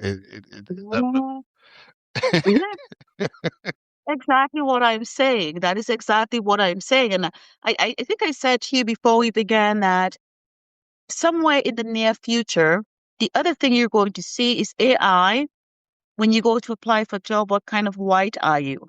Right? It's peeling back. It's peeling back the foundations of what constructed it in the first place in so many ways in real life. So they're like, we can't survive this, this analogic solutioning by, the marginalized classes. Let's take this shit online, right? And so that is exactly what is happening, exactly what is happening. And it requires that every corner of the world is chatted so they could actually tag it, right? This is a postal code. This comes with X properties. And that is the work that I do to be able to say, look, this is happening. This is happening. Yeah. All right. Yes. How can your framework of ethodic, and I'm hoping I'm saying this right, ethodic heuristics Yeah. help tech companies build more trustworthy and ethical AI systems? That is, Eric, if they would love to do that, because I think a lot of tech companies, the mindset is let's get there first. I've seen this a lot being close up to research. There's a lot of deregulation. So a lot of these companies are existing in a wild, wild west space. So I have written my book specifically to address, because of course I'm a researcher. The first part of the book is very scholarly. So it's a lot of lit review of sort of the legacy who I've scaffolded my work on all the way to Spivak, and it goes back. So the second part of my book, my idea was that they're not going to do this work willingly. So what you need to do is to create an auditing path to allow future regulators to say, did your software follow the guidance of these things? And so the second part of my book is basically an audit. It is an audit. It looks at all of these spaces that AI is violating, from privacy. When we think about things like the Hippocratic Oath, where you saw your doctor and it stayed between you and your doctor, right? Right now you have Amazon.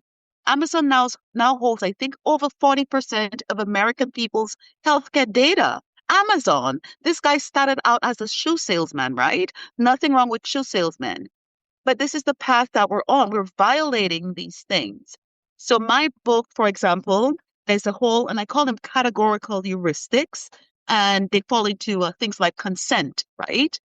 Transparency. Does the person know what it is they're doing as they're talking back to this machine? So that is basically the tone of the book. It's a practitioner's book to be able to say, check, check, check, check, check. Simple things like that. Another one I'll give you that is probably very relatable for the American audience is in the reversal of Roe v. Wade, there were companies who had fertility app companies, for example, right? That was collecting data on women that could tell whether or not they were pregnant or not. And I know specifically of cases where the new regime has sent folks out to knock on people's doors to see if they're still pregnant, when it turned out that the person was going through menopause. So it misses the context. So in a case like that, when you talk about consent and privacy, these fertility apps are now operating in a crystal fascist society right now. And so I need to be able to, as a customer, go in and switch my data off. So again, when we talk about ethodic heuristic, there is a heuristic for that too, right? To be able to provide people the control they need to revoke their consent in any given technological situation. Yeah, I'm glad you threw that in, because that was a question I was going to ask you, because those apps, the most popular ones is, you were saying pregnant. The most popular ones is when is your cycle, when you're ovulating. That's the one that Yes. a lot of women have downloaded. I guess you need a reminder or what, I don't know, but it just, that's beyond. However we survived Yeah. before. Yeah. That's beyond my comprehension, but that's why that app is popular, because it's like it'll tell them when, it'll calculate when their cycles come in, and I guess, if they're with a partner or whatever, when they can try to have a baby and all that stuff. But Yeah. that privacy risk is real, because you're Yeah. putting all that information out there. Yes. All right. So I'm going to try to get in a couple more. As the co-founder of Human Tech Futures, what was the primary problem you set out to solve that you felt wasn't being addressed by the Yeah. tech consultancy? Yeah. So my company, Human Tech Futures, has since sprawled to focus primarily on human futures, AI trading work. And I think there is a huge gap for literacy by the everyday person. And although I come from a space that is typically accused of being in an ivory tower, this is not who I am. And I thought, how do I mobilize the research that I do so that the brick and mortar business knows AI and understands, how to operate in that world, that the person doing social work using AI powered tools really understands, what it is they're getting into. And so for my work, I think for human futures and, other work that I do is about literacy. Where I come from, we have a saying, having, been the descendants of Maroons, that each one teach one. I grew up with that on the back of every exercise school book that I had. And so I think that is the energy that I bring to that. It's just teaching people and not keeping knowledge so esoteric and inaccessible to people. Yeah, and in the realm of teaching, you've often facilitate workshops on the future of work. So Yes. what skills do you believe are the most AI proof for the next generation of professionals? I have two sons and I tell them, do not do anything on a computer. If you're doing it on a computer, it becomes proceduralized. That means they can copy what it is you're doing. So skills, I think, have to, let's go back to the village mentality. I grew up in a village. I want to be in a place. I still live in a relatively small village, but where I know my butcher, where there's somebody making bread, uh, the candlestick make and all of that. So I think to some extent we need to think about in the modern era, what does that mean going back to a village, right? So I think it's about building community. So that is what I would encourage is that we have so build a system on fiat money, on money, right? I don't know for certain that when we think about the future of work, we're thinking about the same thing that we're existing in today, right? So future proof, online, offline community, and something that you can do with your body that is an impression of your soul, right? My son, I'm so happy he took up painting again. For me, that is the future of work, of going back to real things. Because one of the things I was thinking about was like trades, like welding. You mentioned painting, sculpture as far as arts and all that. Because even though you can do the 3D printing now, but it's like, things that can be creative, things that can, like AI can't unclog my drain, right? So that's what I Yes, was thinking about. Trades, I'm with would fall that. in that category. Yeah. I'm with that. I'm with that. My son, my 15-year-old son, he goes to high school, and next Friday, in fact, there is an after-school event on the trades because they're trying to, goad all the students to go towards that, right? So, yes, but trades, yes. I was just telling a coworker last night, if I could go back in time, what would I do a little different? And one of the things I told him was that I would have done more as far as learning how to fix cars. Cause my dad was good at that, but he would never teach me because it was like, Eric, I need you to do X, Y, and Z. He wanted me to be a surgeon, by the way. And then I ended up in politics. So that really threw all my dad and my mom for a loop. But he was always working on the cars that he had, and I would just watch him. And so when I started buying my own cars and doing stuff, and he called me and said, "What you doing?" I said, putting some new brakes on the car. He said, "Where'd you learn how to do that?" I said, "Watching you." I said, "You didn't teach me, but I watched you. And so I always was fascinated with, cars and combustion and transmissions and all that kind of stuff. So if I had to go back, I said I probably would have enrolled in a class to learn how to do that. So that way, cause my whole mantra is we have to be able to do stuff so that we can always take care of us or our families or whatever. And so I believe that we should all develop some kind of skill that, cause if times get hard, you could translate that into money. So you could do if you can't do what you set out to do right away, at least you got something to fall back on. I also said I would have took baseball a lot more serious, especially the money that you're giving out now. But But yeah, I appreciate that. All right, a couple more. Yeah, no worries. You argue that the humanities are essential for tech innovation. Why should an AI engineer care about ancient Greek rhetoric or storytelling? Yeah. So I'll be very, very brief with my response. A lot of the tech billionaires that you see out there, you know what they all have in common? Fantasy fiction stories, right? When you think about the Brave New World or what's the other one? 1984. All of these are stories that came out of the humanities. We paint the pictures for them to create, right? Using technology. So I think the humanities also provides an opportunity through storytelling to grow our empathy muscle. And I think that for me, as a trait, a character trait is something that is so critical in sustaining us, empathy, right? It also speaks to Crenshaw's whole idea of intersectionality. If you don't have empathy for each other, then you cannot be intersectional.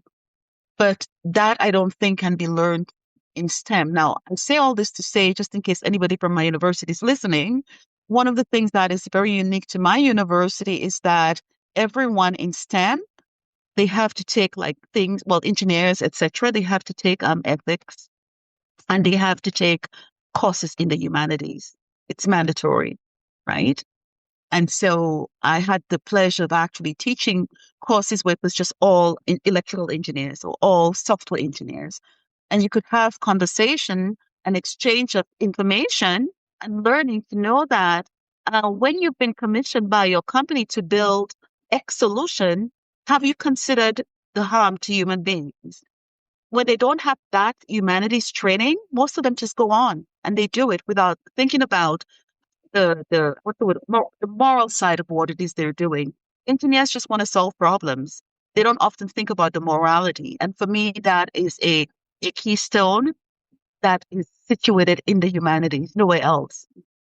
Yeah, and I'm glad you brought that up about your particular university because all liberal arts schools, everybody says, well, there's a big debate, especially here in the United States, about education, right? Mm-hmm. And, I'd mentioned about the trades and learning a trade and all that.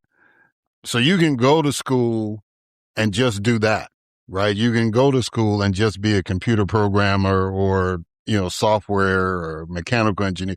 You can go to school specifically for that, Mm-hmm. but you miss out on the total liberal arts experience. And that, Yes. and the whole concept, even, the oldest school in the United States is Harvard. And then Yale broke off from there. But it was like, even though you went to Harvard and you became a blacksmith, right? You Mm-hmm. had all this education. So Yes. you understood, about the arts and you understood about law and all that stuff. So you could apply all that to just the trade or the guild that you were a part of, right? Mm-hmm. And Mm-hmm. that leads to what you do contributing to society as opposed to just doing something to do something. And Mm-hmm. a lot of people, even with politics, right? I consider my life path, even though I just mentioned there were some things I would change, but I consider Mm-hmm. my life path my greatest advantage in politics because I did all these different things in life when it came to issues about, Yeah. X, Y, and Z. I was somewhat more articulate than my colleagues because they were dealing with it just from a law or policy, but I was dealing with it from an Well, actual experience, right? empathy too. Yeah. Because if you do something, you naturally have something empathic with you, a connection with it. Mm-hmm. It's one thing because it was like when it came to hunting bills, for example, I never hunted. So I had to rely on my colleagues that did that to say, should we Whoa. be voting for that? Should we not vote for that? On the Yeah. other hand, like if we wanted to talk about privacy issues with the press, well, I used to be a reporter. So I was able to Mm-hmm. give guidance and say, okay, these are the things that we need to go into. These are the things we need to leave alone. So I think it's very important for people, regardless of what they do, to be well rounded, and especially when we're dealing with this tech stuff. So, final question as far as the subject matter goes is, how do we bridge the gap between first world design thinking and the social economic realities of the global South? Oh boy. Take your time on this. We're good. Yeah. Yeah. Yeah, that's a very big question. In 2024, I co-founded AI Global South Summit. It was meant to be a roving summit. And it actually goes to the depth, to the heart of your question. The year prior to that, I was on a panel at MIT on AI. And I left feeling so gutted because in the networking sessions, everybody was talking about things like, how many millions did you get? And the apps were so, it was just another app, an app that did this and that. And I thought, my God, like this is not what I expected at that particular summit. And so on the panel, I made a point about, AI hallucinating. I forgot what the context was, but the point was that I had been looking for something in one of these Gen AI tools. I wanted it to create for me a scenery of a Creole setting. And so I am Antillean Creole, Antillean French Creole, and I know there's Louisiana Creole. So it went through this. I'm waiting for it to render, and it is this Louisiana Creole place it looked like it was in New Orleans, and I'm like, that's not what I wanted, right? It was really in that moment that I was on stage, and it struck me, and I thought these machines don't even know us, right? And so I think we need to reconcile. There's some reconciliation that is needed if we are to proceed in this world with technology as a driver, to understand that the world is not only the global north. And this actually manifests in so many stories. In Joy Buliamwini's case about coded bias, in recognizing that a facial recognition system didn't recognize her as a human being because she had African phenotypical features and her skin was very dark, right? And so I think all of the conversations we're having, Dr. Sakai, Ruha Benjamin, Safia Noble, Joy Buliamwini, Simone Brown, all of these folks are having the same conversation in our own little faculty intersection. We're noticing something is wrong. And one of the things I will say, I went in as a designer, and this goes back to your question about the global cloud. I went into my studies as a design researcher, computational design, and I have said this many times, I emerged a post-colonial scholar. Because when you go through that journey, you realize everything that is being digitized is the same old colonialism, imperialism, white supremacy, whiteness, prioritization, and all of that. It is just being coded. It's just being coded, right? And so my research, looking at how this characterizes us, we see the big delta between what you're doing to global north faces versus what you're doing to global south faces. So the conversation we need to have, and I say we, I hate to put this on the burden of our foundational Black American brothers and sisters, but they're closest to this than any of us. And we need to not only advocate for things on the ground, but things in digital spaces as a collective, because we are being digitized in the same old Jim Crow code. That is exactly what's happening. So the reconciliation to get to answering this question in a roundabout way is that technology that exists today was not built for us, right? We are still the same slaves in that technological system. It still grades us the same way, characterizes us the same way, makes decisions based on that in the same way. And so perhaps our sister Ruha Benjamin would say, burn everything down. I don't know that that is necessary or critical, but I think the awareness that there is that delta between technology and how there is a big divide between the global north and the global south is the first step. And then we can figure out what we need to do from there. But I think until it sees us as equals, we need to keep interrogating that system. Until then, It's a lot. It's a lot. And I don't have the scholarship and the breadth of scholarship to talk about everything and say, this is my research, but I will give you another example. We're using artificial intelligence to make decisions like, does this person have skin cancer? If the technology has never seen a black skin, efficacy rates are very low. Again, this is another example where it doesn't see us. We shouldn't have to do that. And how do they correct this? They create synthetic data. So they take the same white skin and color it brown and black. No, I want the real skin, right? I need your data to be the real thing, not synthetic. And so these are all the little strings that all of us in our little faculties are working on. It's exhausting.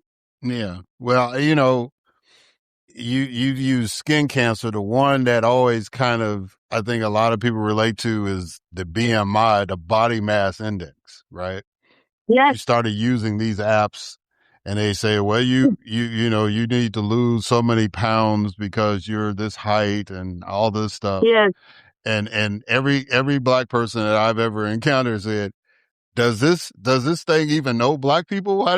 How do you figure I got to lose this many pounds? You know what I'm saying? It's like, I'd say that obviously they're nothing but white programmers doing these kind of apps because they don't know how black bodies are built. So the biggest challenge, it sounds to me, is a challenge that we've been dealing with in the political world, especially in the United States, ever since its foundation, has been recognizing black people, people of African descent, however you want to label us, as human.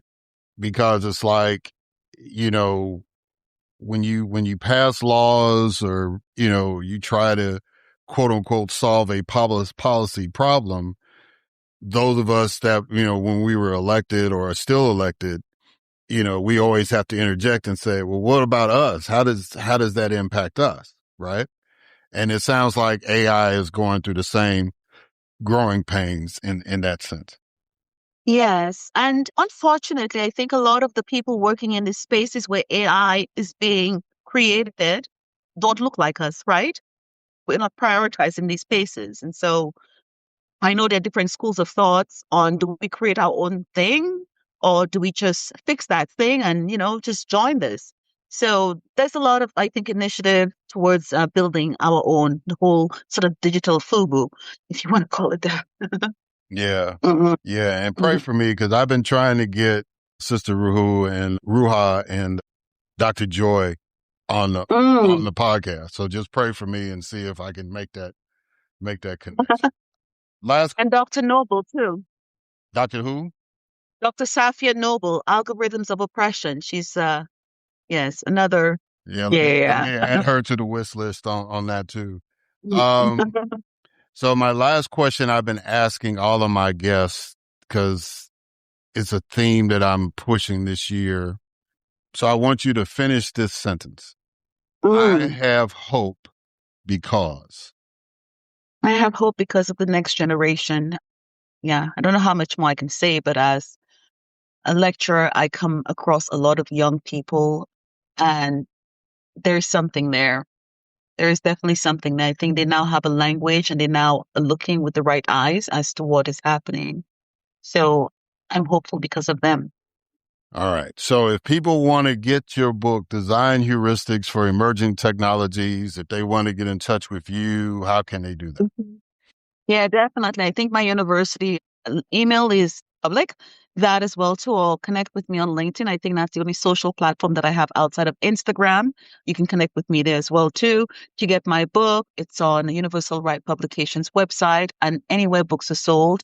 It's globally available as well too. All right. Well, Dr. Kem-Laurin Lubin, this has been enlightening, as I knew it would be. And I'm really, really happy that you came on and that you were enthused to come on. That means a lot because sometimes I have guests come on and, you could tell initially it's kind of like, I'll get emails. It's like, why you want me on the podcast? It's like all this stuff is connected. And what I tell people is that politics is everything because politics is in everything. And so I see that there's, especially with this emerging technology and it's in a part of our everyday lives that, the political community has to deal with that. And I hope this discussion for the listeners kind of put things in frame that it's like, we still have this journey. That's why I use the term unicorn with you. But I'm really glad that you came on and helped explain some things. And I hope that people get your book, not just like you say, practitioners, but just people to kind of get a basic understanding of what could be better as we move forward in society. So I'm honored to have you on. And the rule is that once you've been on, you have an open invitation to come back. So if you don't even have to wait for me. If there's something going on that you think, I need to get a platform, you can always come on the podcast. I appreciate you had so much fun. And yeah, I can get very excited about my work. So I hope that wasn't too much. No, that was perfect. All right, guys. And we're going to go ahead and catch y'all on the other side.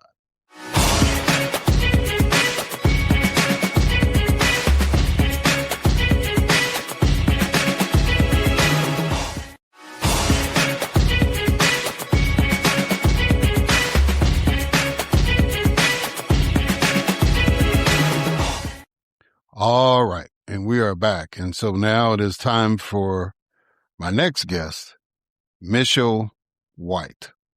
Mishael White, a certified transportation professional truck driver, husband, father, and devoted Christian, as well as the 2024 District 81 former Democratic nominee, is passionate about representing District 81 of Henry County.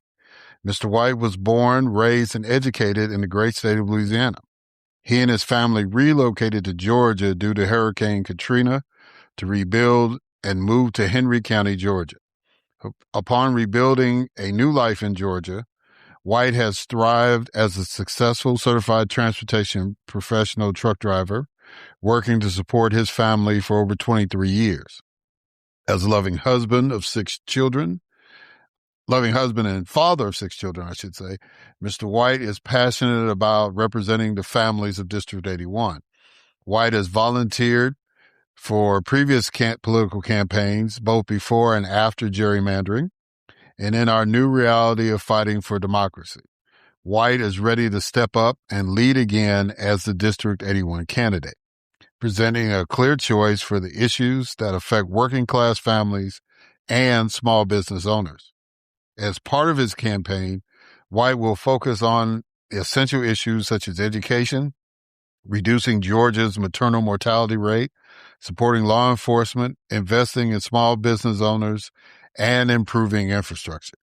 Mr. White will continue to engage with local businesses and incorporate community engagement events to gather insights and help maintain the lifestyle to protect the people of District 81. Ladies and gentlemen, it is my distinct honor and privilege to have as a guest on this podcast, Mishael White.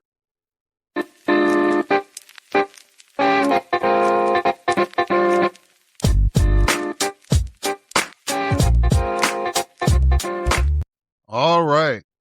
Mishael White. How you doing, sir? You doing good? I'm doing good this morning, sir. How are you? I'm doing fine. Now, did I say your first name right? Is it? It's Mishael. Mishael. Okay. Yes, sir. Yeah. But it's okay. I'm like, trust me, I'm used to it. I've been hearing all types of different iterations of how people pronounce my name, so it doesn't bother me. Yeah. Well, I didn't want to come across because, when people hear that, they'll be like, wait a minute, that's not a female or whatever, but it's Mishael. Right. So it's like, okay, Mishael. Okay, I got you. Yes, sir. All right, so we're going to go ahead and get the interview started in the way that I normally do it is I do a couple of what we call icebreakers. Okay. So the first icebreaker is quote. And the quote I want you to respond to is We are now faced with the fact that tomorrow is today. What does that quote mean to you? It means the fierce urgency of now. That we can not delay what needs to be done. We need to do it in the moment while we're in the moment, and the demands of the moment have to be met with fierce action. And yeah, so that's what that quote means to me. Gotcha. All right. So now the next one is what we call 20 questions. Okay. So I need you to give me a number between 1 and 20. Between 1 and 20. Yep. 7. Okay. What do you consider the best way to stay informed about politics, current events, health, etc.? Read any and all available publications at your disposal. And don't just rely on talking heads on TV, Fox News, CNN, MSNBC, or what have you. Really take the time to read your local publications. There are a lot of local newspapers and magazines all across this country and in our communities that really have their finger on the pulse of what's actually going on. Because as I'm sure as you're aware, Mr. Fleming, all politics is local. And one of the things that I have observed is right now we are inundated with misinformation and disinformation. And so, it's best to start getting your information from local sources first and then work out from there.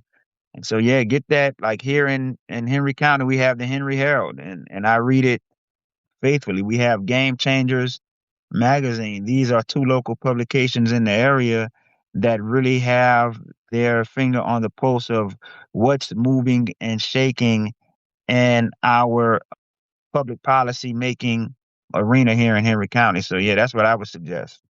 Okay. A wise young man once said, Mm. we are at a critical turning point in our nation's existence. While watching the news or listening to podcasts, it's easy to feel discouraged. However, the time is now to take action and get involved. Is that why you committed yourself to run for office? Absolutely. Absolutely. It's watching what's taking place in real time. And our best ability is our availability.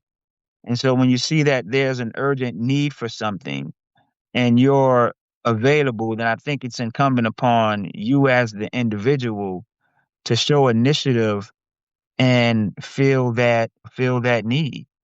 And look, if things continue to go the way they're looking, we could be in, a way worse situation than what we've ever been in this nation before. So it's going to take people at every level in these communities and our neighborhoods and small towns all across the state of Georgia and all across the country to take up that mantle of responsibility in leadership and in service to the greater good. And so yeah, that's exactly why I decided to run for this office here in Henry County.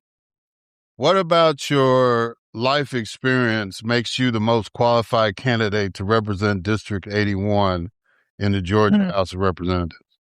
Oh, well, thank you for asking that question. That's a great question. Well, first and foremost, I would say it's earlier in my early years as a teenager who was transitioning into adulthood, a 20-something-year-old man, I was a youth pastor and street evangelist. And so what that experience taught me, it taught me about, serving others and serving people and what it takes to actually serve. And it's kind of like what the good Lord said, he who seeks to be great, let him be your servant. And the next thing is, I've been married to my high school sweetheart for 25 years now, and we have a large family, 6 children, 3 boys and 3 girls. And so in a lot of ways, I've already been representing something larger than myself my entire adult life, because every day I've had to go out here in the world, I've had to think about others before I think about myself. The decisions I make, the things I choose to believe or entertain, the the approach I take to solving issues, I've had to think about others before I think about myself. And the way I look at it, when I'm elected to represent District 81 here in Georgia, here in Henry County, Georgia, I'm just kind of building on that. I'm expanding my family. You know, we're family now. And so as I go out and about, I understand that, look, it's not about me. It's about those who sent me. I'm here to represent them. And I have to think about them, the policies I choose to entertain, legislation, and how I vote, things of those of that nature. I have to think about the people here in the district, and I've been doing that my entire adult life. And then thirdly is actually being from the soil, being a working man. You know, I wasn't born with a silver spoon in my mouth. It's been, it's been a rough road to be able to have a modicum of the American dream and have a middle class existence. And so I know how many of the working and middle class families here in District 81 in Henry County feel. I know every day they get up, they have to think about how they're going to keep food on the table, how they're going to put a roof over their head. They have to think about their health insurance premiums. They have to think about their car insurance premiums. They have to think about affordability, and not because some political consultant conducted a poll and said, look, this is going to be a good buzzword for this election cycle, but because they actually have, many of our families here have, let's be honest, have one foot on a banana peel, one the other on economic oblivion. And so I get them and I understand that and I know how they feel. And one thing that they'll never have to doubt is that I'm at the state capitol advocating for them, advocating for working families and middle class families, because I am them. I'm just like them. We're the same. So I get them, and I believe it's that experience, it's that interconnectedness, it's my roots to what it means to actually be a working person in this country that makes me the best candidate for this position. So you just posted a video concerning traffic congestion in Henry County. Yes, sir. Explain to the listeners why that is an important issue in your district. Oh, wow. Yeah. It's an important issue in our district because, look, I just came from an event that was maybe about 30 minutes away, and it took me an hour to get back down here to exit 212 where I live. It took an hour. That's how congested the traffic was, right? And I'm a truck driver by profession, so that can already tell you one of my biggest pet peeves is sitting in traffic, especially when it's unnecessary. There's no climate event, there's no accident or anything. It's merely from the amount of vehicles on the roadway at any given time. And for as long as I can remember, it's always kind of been this way right here in this particular part of Henry County and Interstate 75. Now, some of the things that Governor Kemp is proposing with that roadway project package is expanding Interstate 75 and adding 2 more lanes. And as I said in that video that you referenced, that's a good starting point, but that's not the end all and be all. If we add 2 more lanes, doesn't mean that that's going to reduce traffic. In fact, I could even argue that what you're doing is you're creating more incentive for vehicles to be on the road if you create 2 more lanes. So that's one part, but we have to think about maybe alternative transit methods. Maybe we need to look at getting some or expanding Henry County's transit, because Henry County does have a transit service, albeit a small one, but it does exist. Maybe we need to think about expanding that. Some of the other things that I've proposed is a lot of these surface roads, especially in rural parts of the district, we need to expand those roads. We need to maybe make some of those 4 lane highways instead of these 2 lane highways and country roads, because look, that will create alternate pathways and roadways for travelers on the road who are commuting to and fro. They don't have to get on the interstate. You see, so that takes more vehicles off the interstate. So while we all welcome that news and appreciate Governor Kemp's initiative, it's bigger than that. We're going to have to do more, but it is a good start. And look, a 20-minute trip to the grocery store shouldn't turn into an hour-long odyssey simply because there are so many vehicles on the roadway and you're inching and creeping and crawling along the interstate or Bill Gardner Parkway right here in the district or Peaksville or whatever it is.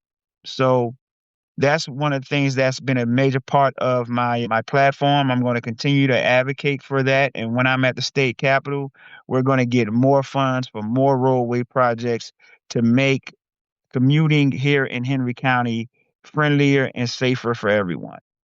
Now, I don't know how y'all do it in Georgia. I know when I served, it was like, I first got in, I had to ask, I had to go and talk to the speaker about what committees I wanted to be on. Right. It was like one speaker you had to physically go in and have that meeting. The next speaker I served under, it was like he gave us like a form to fill out, and we filled it out. And then after we filled it out, then he'd call you into a meeting to kind of tell you which committees he was going to put you on your request list. Right. So the reason why I'm telling that story is because the question I want to ask you is, are you going to try to get on the transportation committee since that's a major issue for you? Yes, sir. Yes, sir. I would like to be on a transportation committee, an energy committee, and or an education or healthcare committee, because some of the other things that are parts of my platform is, look, we don't want data centers here just popping up all over Henry County, all over District 81. That's becoming a hot topic here in the district. A lot of residents, as I speak with them and talk to them, they're concerned about it. We're concerned about what it's going to do to the environment, to the quality of our soil and water here in District 81. Education, I'm big on that. I believe in, making sure our children have safe, clean schools to attend. Just the other day at one of our schools here in the district, Union Grove High School, there was some firearms found that a student brought to school, and that could have potentially been a disaster. We don't even have to go into detail about it. What's understood doesn't need to be explained.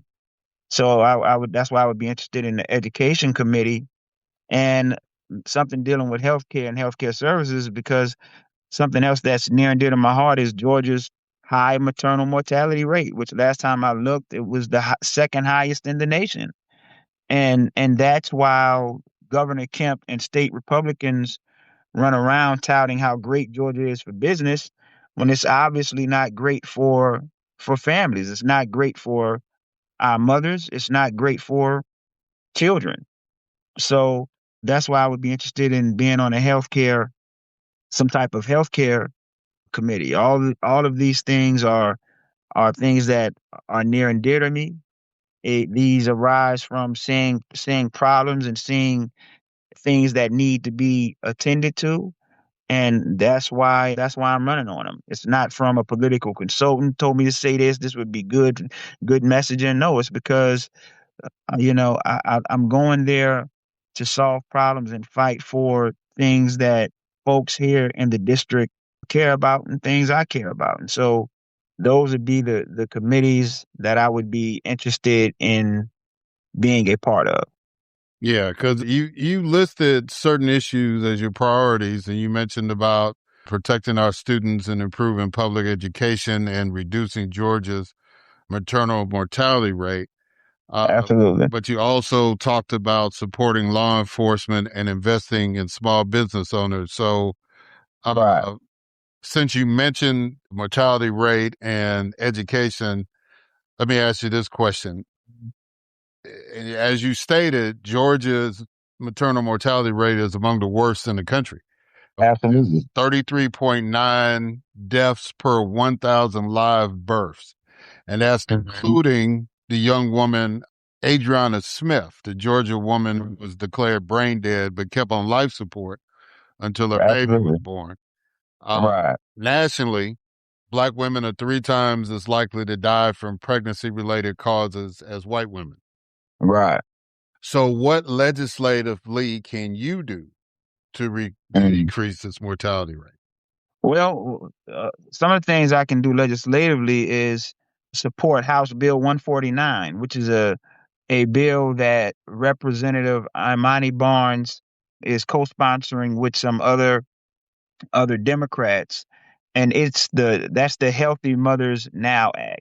And what that bill looks to do is to create these mobile maternal care units, where if a woman is, especially in rural parts of the state, like like I said, much of my district is rural. We're seeing shuttered hospitals in our rural communities. So what that bill looks to do is to create these mobile maternal care units that, so if a woman is in labor, they go to her. And what it looks to do is increase the expediency of the healthcare services that mother would need. Some of the other things that we need to do, we need to look at mental health services, because part of what's comprised in that maternal mortality rate is postpartum depression, is the mental health of of the mother. So some of the things I could do as a legislator is get dollars allocated for those types of services to help our mothers who have just given birth and are trying to, figure it out. And look, some of the other things is we need to increase funding for hospitals. We need to make sure we're making investments in our healthcare system here in Georgia so that it's more robust, so we don't continue to have hospitals closing all over the state. So just from a legislative standpoint, those are some very practical things that I could do in my capacity as state representative, is to get that done. And finally, the other thing that I could do is I can help raise awareness to the issue.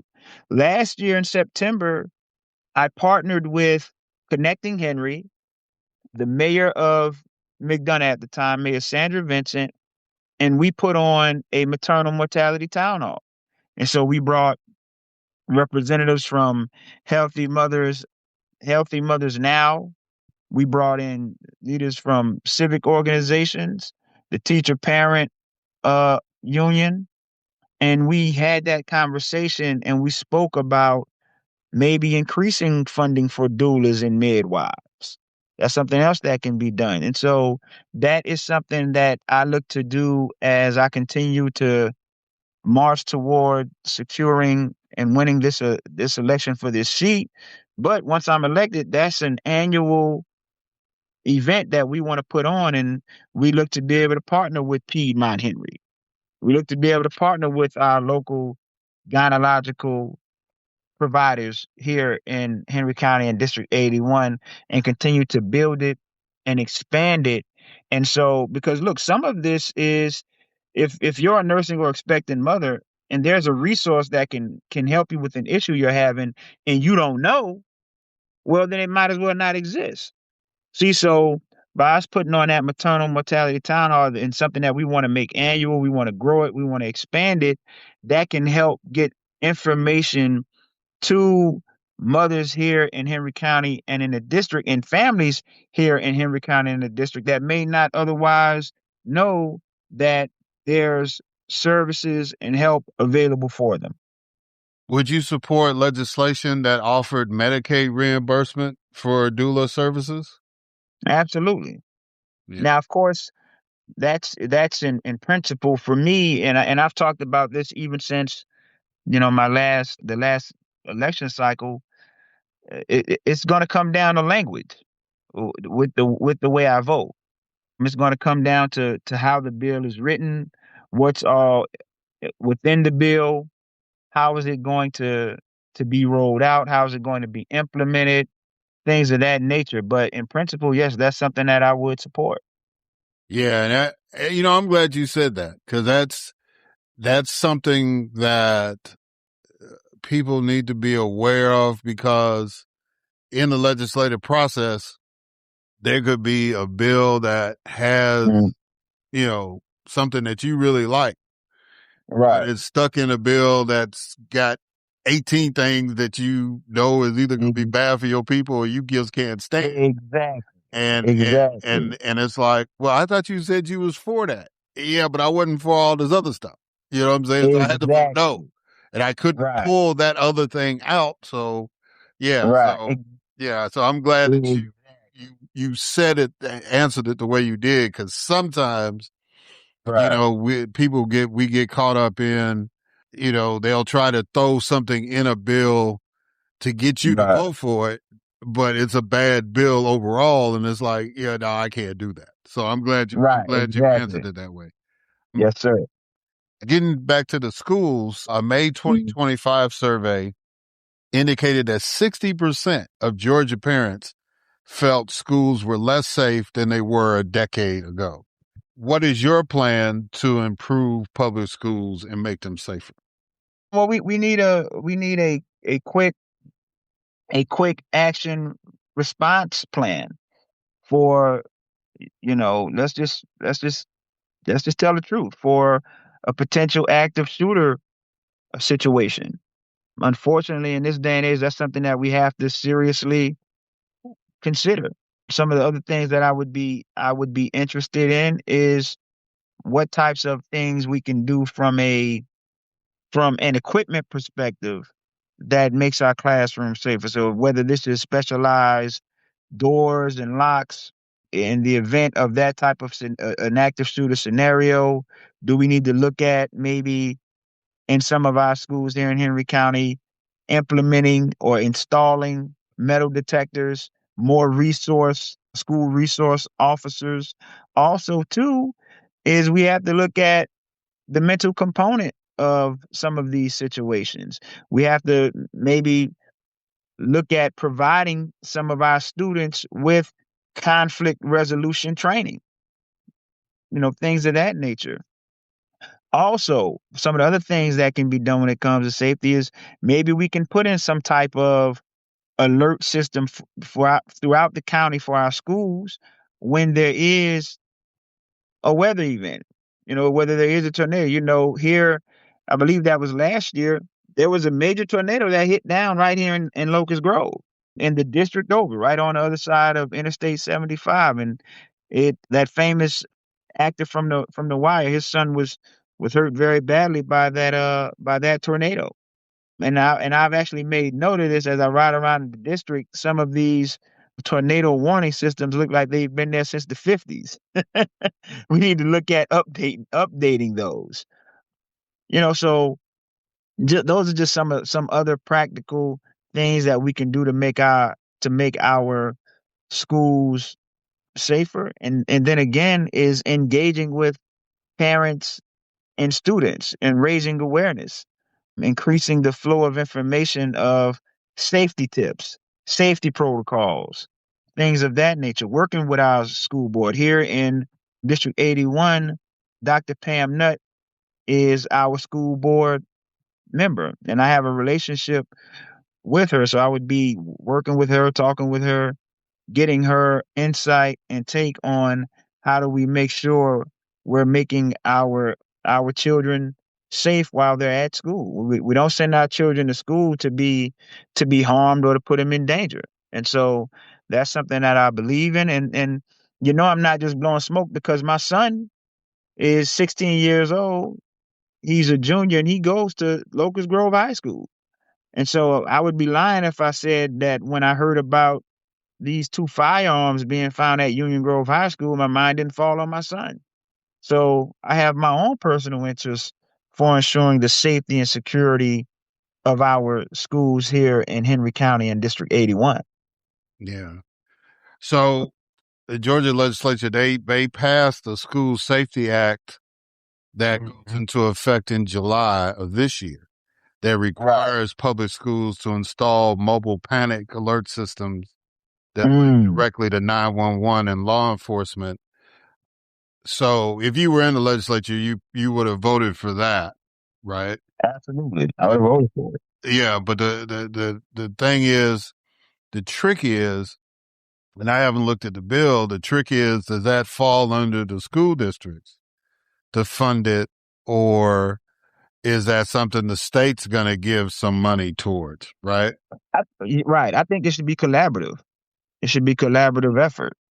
Yeah. Yeah, that's Yeah. that's why I was going, because it's like sometimes we'll say, okay, I remember, folks, we want y'all to do this, right? Mhm. And it's real quick. It was like, I remember folks had this notion, well, they need to put the motto "In God We Trust" in all our schools in Mississippi, right?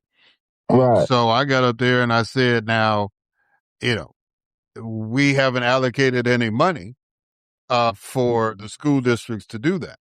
Right. It's like, regardless of how you feel about religion and all this stuff, my issue is you expect each school district to put this in, and the state didn't give a dime to help them do that. And because I brought Right. that issue up, they amended the bill so that each school district could get local businesses to pay for those plaques to go up in those classrooms, right? So yeah, it's like it's what we call an unfunded mandate. And Right. Exactly. so one of the things I hope, that you're sensitive to, and you can get your colleagues when you get in there sensitive to, is that make sure that it's like, if we're going to say, well, we want you, or require you to do that, that you make sure that there's some money attached to it, so that Exactly. so that the school districts, excuse me, can afford to Right. take care of that. Right. Yeah. All right. So on law enforcement, Mhm. many counties in Georgia have the municipal police department, a county police department, and then the sheriff's department, Right. or sheriff's office. Do you feel like Georgia has too many police departments or not enough? Do I feel that if Georgia has too many police departments or not enough? Well, I certainly don't believe they have too many police departments. Now, do I feel that they don't have enough? I don't. I think we have. I think we do have enough. I think we do. I think we do have enough. You mentioned the municipal police department, the sheriff's office, and the county police department. Because I know that's how it is here in Henry County. Now, and then I kind of can see where you're coming from, because when you get to the municipal part, it's like, okay, maybe it's a bit redundant. Because I know the other day, my wife had a minor fender bender, and so they were waiting for the police, and so a blue cop car pulled up with their blue lights, and it was Stockbridge. It was the Stockbridge police, but she wasn't in Stockbridge. She was in Locust Grove. It was like, oh well, y'all got to wait on Henry County. So I can kind of see why you're asking that question. It can I guess be a bit redundant and unnecessary, but I don't think in and of itself we have too many. My concern is that in spite of how many we have, I believe they should be supported. And that's why last election I was very supportive of the bill that was put forth by Senator Brian Strickland and Senator Emmanuel Jones. I can't remember the number of that bill off the top of my head, but what it did is it expanded the amount of disability that our police officers receive if they are hurt within the line of duty, because prior to that they were only receiving about 60% of their salary. Now I believe they're receiving up to maybe even 90% or higher of their salary if, God forbid, they get hurt in the line of duty. So my main concern is and will always be, are we supporting our law enforcement officers in spite of how many precincts or law enforcement entities exist? They are our men and women in uniform. They put their lives on the line every day, and I think that's the least we can do as a grateful and appreciative society. It's like I tell folks all the time, I feel safer when I see police officers. I don't feel less safe. So that's how I would answer that question. Yeah, and you brought up about that because I had that experience when I was in law enforcement. I got hurt, and so the Mhm. issue was if it had just been workers' comp, then I would have Right. got like 2/3 of my salary, like. Right. But I qualified for FMLA, so I was able to get Mhm. my full salary and have enough time to rehab the injury, right? Right. So Mhm. yeah, so to change that where law enforcement wouldn't, you know, fall under the same as anybody else in workers' comp, Right. that makes sense, to make sure that Absolutely. they have the time to recover, because it could be anything from a car accident, a Mhm. gunshot. Uh, Right. in my case, it was like I was trying to grab somebody Mm. and it damaged my hand. Right. And so, so I had to go to rehab to get my hand at least so I could do my job again. Right. So yeah, I understand your support for that. Right. Absolutely. Do you believe that police officers need mandatory counseling, like say every 6 months, to make sure that the stress of the job doesn't escalate, like to tragedies like the one recently in Minnesota? Absolutely. Now, I won't say mandatory. I think that's a strong word. Maybe recommended, and if they attend the therapy or the session, then they get some type of incentive for doing it. So I wouldn't use mandatory. I think that may be a bit too bit of a word that's too strong, but maybe recommended or suggested. And if they take advantage of the therapy services, then in some type of way, shape, form, or fashion, they receive some incentive. Maybe more time added on to their PTO. Maybe an extra day off with pay. Some type of way where we can create the desire for them to go to those services willingly, not where they feel like they're forced. And it sounds like you understand another lesson about legislation. The one thing that I learned real quick Mm-hmm. is the difference between may and shall. If you see a Mm, bill that says may, then that right, gives latitude. It right, allows choice and judgment. If you say shall, that means you got to do that. And, right. and so, yeah, that's another. That's one thing when you look at them bills. It's like, does it say shall or Yeah. does it say may? Again, yeah, that's us. That's the language part of it. you know. You got to pay attention to that. Um, Right. so some members of the legislature, some of the Democratic members had a press conference recently, Hmm. and they were talking about certain bills dealing with law enforcement. And one of them that's been introduced is Senate Bill 389, which would ban ICE agents from wearing masks and require federal agents working on immigration enforcement to wear an identification badge. How do you feel about Hmm. that? I agree with that. I agree with that. Look. One of the things that we hear all the time from campaigning politicians is this idea and this notion of transparency in our government. And yet, when it comes time for you to execute transparency in our government, now it's a problem, and you don't want to do that. Why do these ICE agents need to be have on masks? Why don't they have to identify themselves? And again, and this is something that that I've kind of talked to about. I tell people is like, look, when we talk about the government, we are the government. That's the type of government we have. The people are the government. And so these law enforcement officers, ICE, and immigration enforcement, we respect them. We want them to go out there and do a good job. We want them to be safe. We want those who they're interacting with to be safe. And I don't see how greater transparency makes any of those things less likely to happen. I think if we're more transparent with immigration enforcement, if we're more transparent with how these ICE agents are operating, I think it creates a safer environment and a more secure environment for everyone involved. I don't see what harm could come from that. You touched on a good point because, the title that you're seeking is representative because Mm-hmm. the average everyday citizen doesn't have time to, you know, go down to the Exactly. Capitol building and make a decision. So they choose a representative to handle their business. That's why you have that title, Exactly. right? And Right. then the other thing is public service. It's like Right. you're a servant. You're supposed to serve the people, Right. not dictate to the people. And so Absolutely. yeah. So I'm cool with the answer that you gave on that one. All right. So the Right. last thing we were talking about was small business.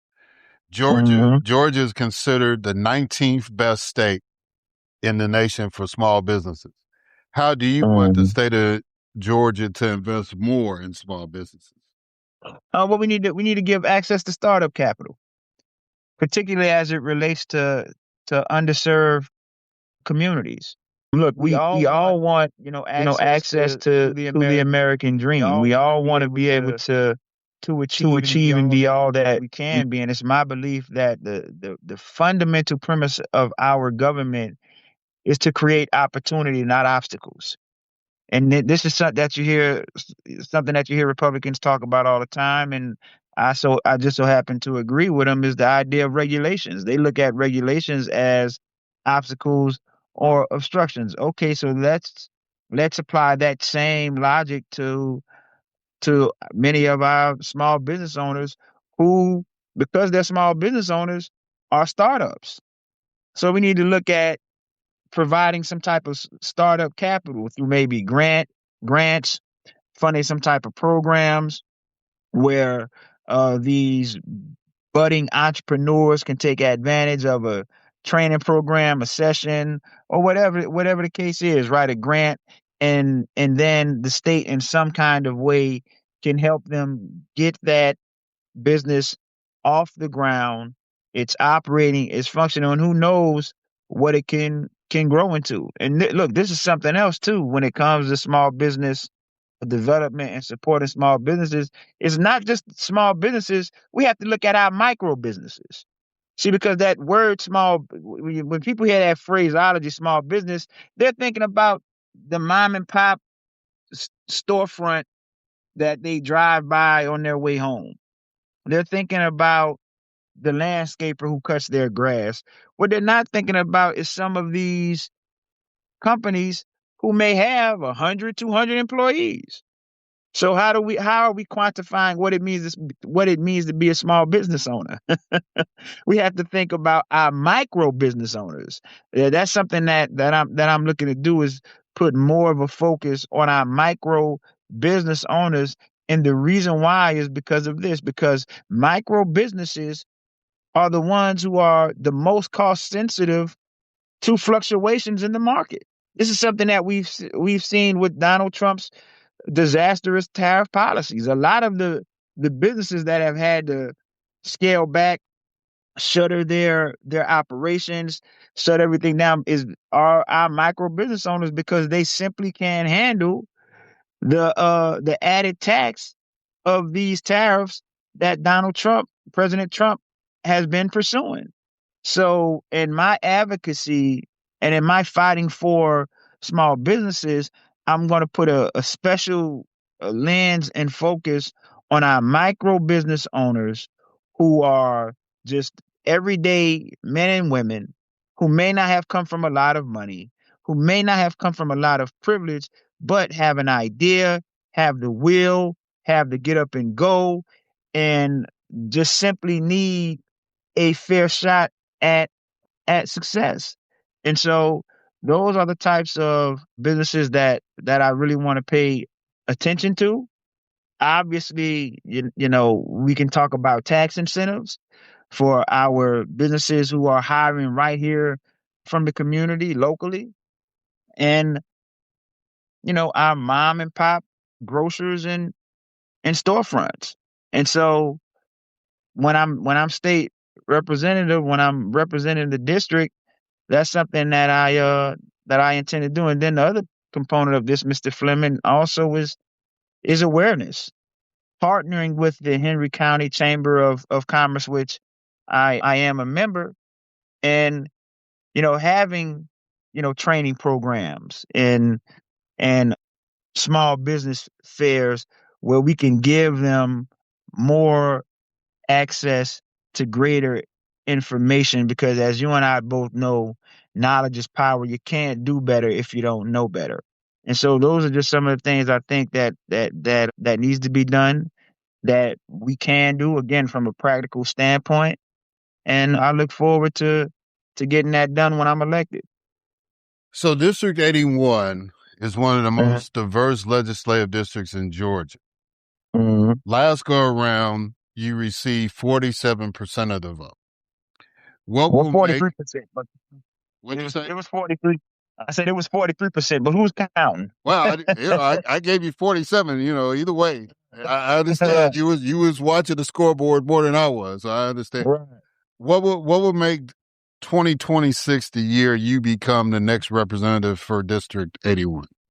Oh wow. Well, some of the things is this time I'm out the entire election cycle. I think people forget I didn't get into the race till July of uh of 2024. So I was kind of on a limited. I was on a very limited clock, and so I'm out talking to folks, knocking doors, going to every part of the district, talking to even many Republicans. Some of the things we've seen from congressional Republicans and even some state Republicans is this hesitance to hold town halls and talk with their constituents, because they know that many of the things that's being implemented from the national level that's trickling down to the state isn't popular with a lot of folks, even many of their own bases. So if you won't talk to them, I will, and I'm going to.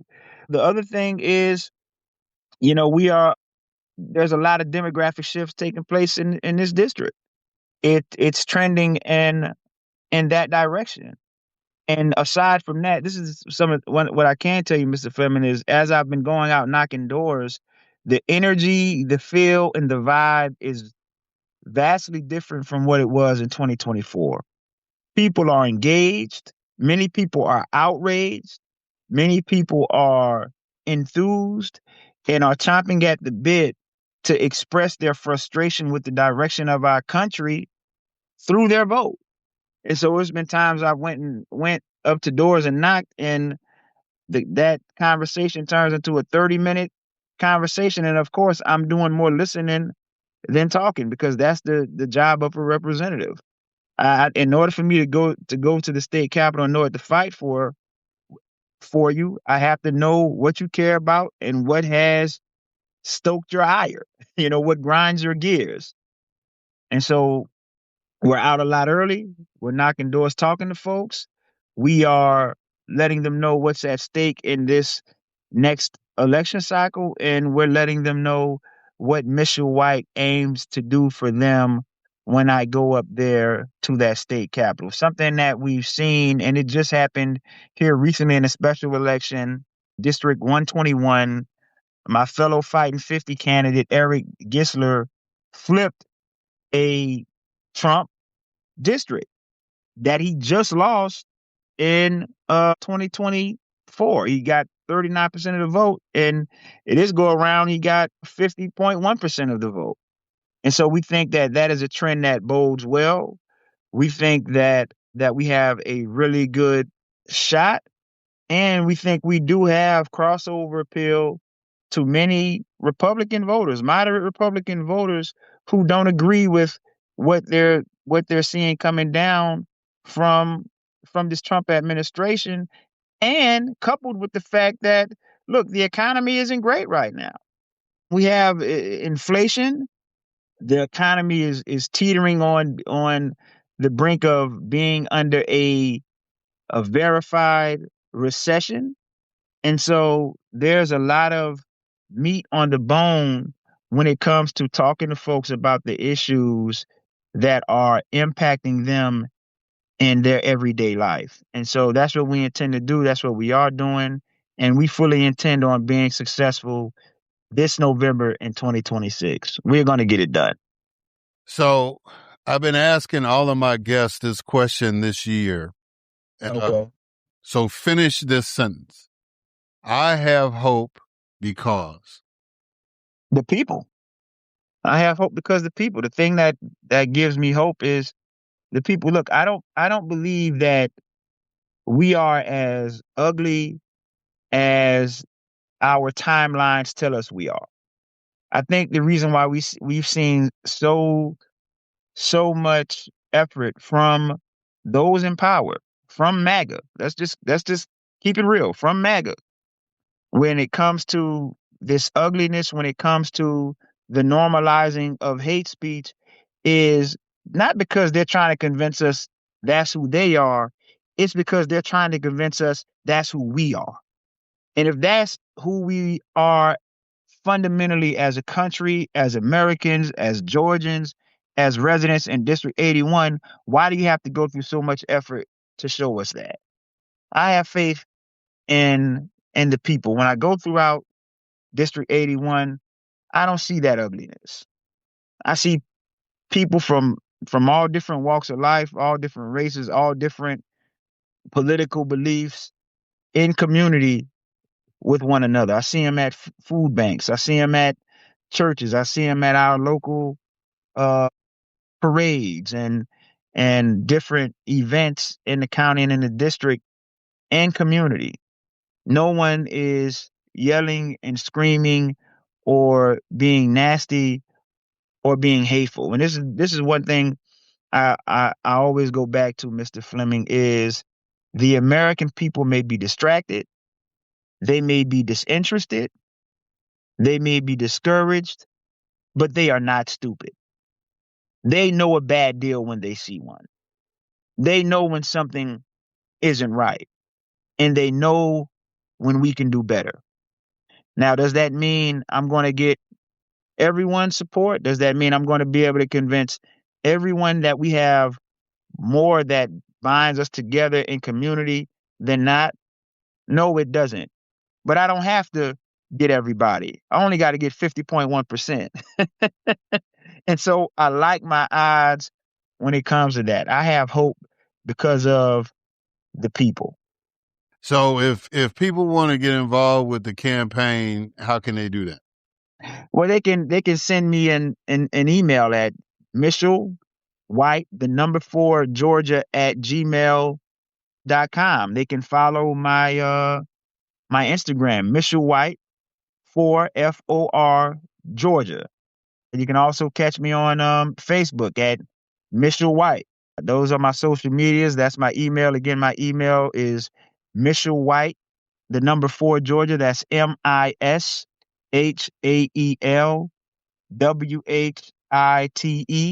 the number 4 Georgia at gmail.com. Look, we need all the help we can get. And the thing that I want people to understand is that this is more than just about a campaign. This is a movement. This is the people's movement. This is about working families, working men and women, and letting the power structure know in no uncertain terms that this is our country too. We have more to offer than just our backs and our labor. And no longer will we allow crusaders on the left and activists on the right to drown out our voices. Our time has come and our time is now. And that's why we're going to be successful. Well, Mr. White, I wish you much success, brother, on this journey. I am not envious of you because I've been there, done that, and I know how hard it is. But Right. I appreciate you getting out there and offering yourself for service, and I also appreciate you taking a lot of time to come on this podcast and talk to the listeners. So I thank you so much. And thank you so much for having me, Mr. Fleming. Your words of wisdom and encouragement have meant everything to me because you are someone who's been there and done that in a state like Mississippi, no less. So I know you are battle tested. You know what it takes to not only win, but to serve and be a good legislator and actually do the job. And so I look forward to continuing to have you have you in my corner. Your support and your knowledge and your wisdom means everything to me. Thank you so much. You're too kind, brother. All right, guys, we're going to catch y'all on the other side.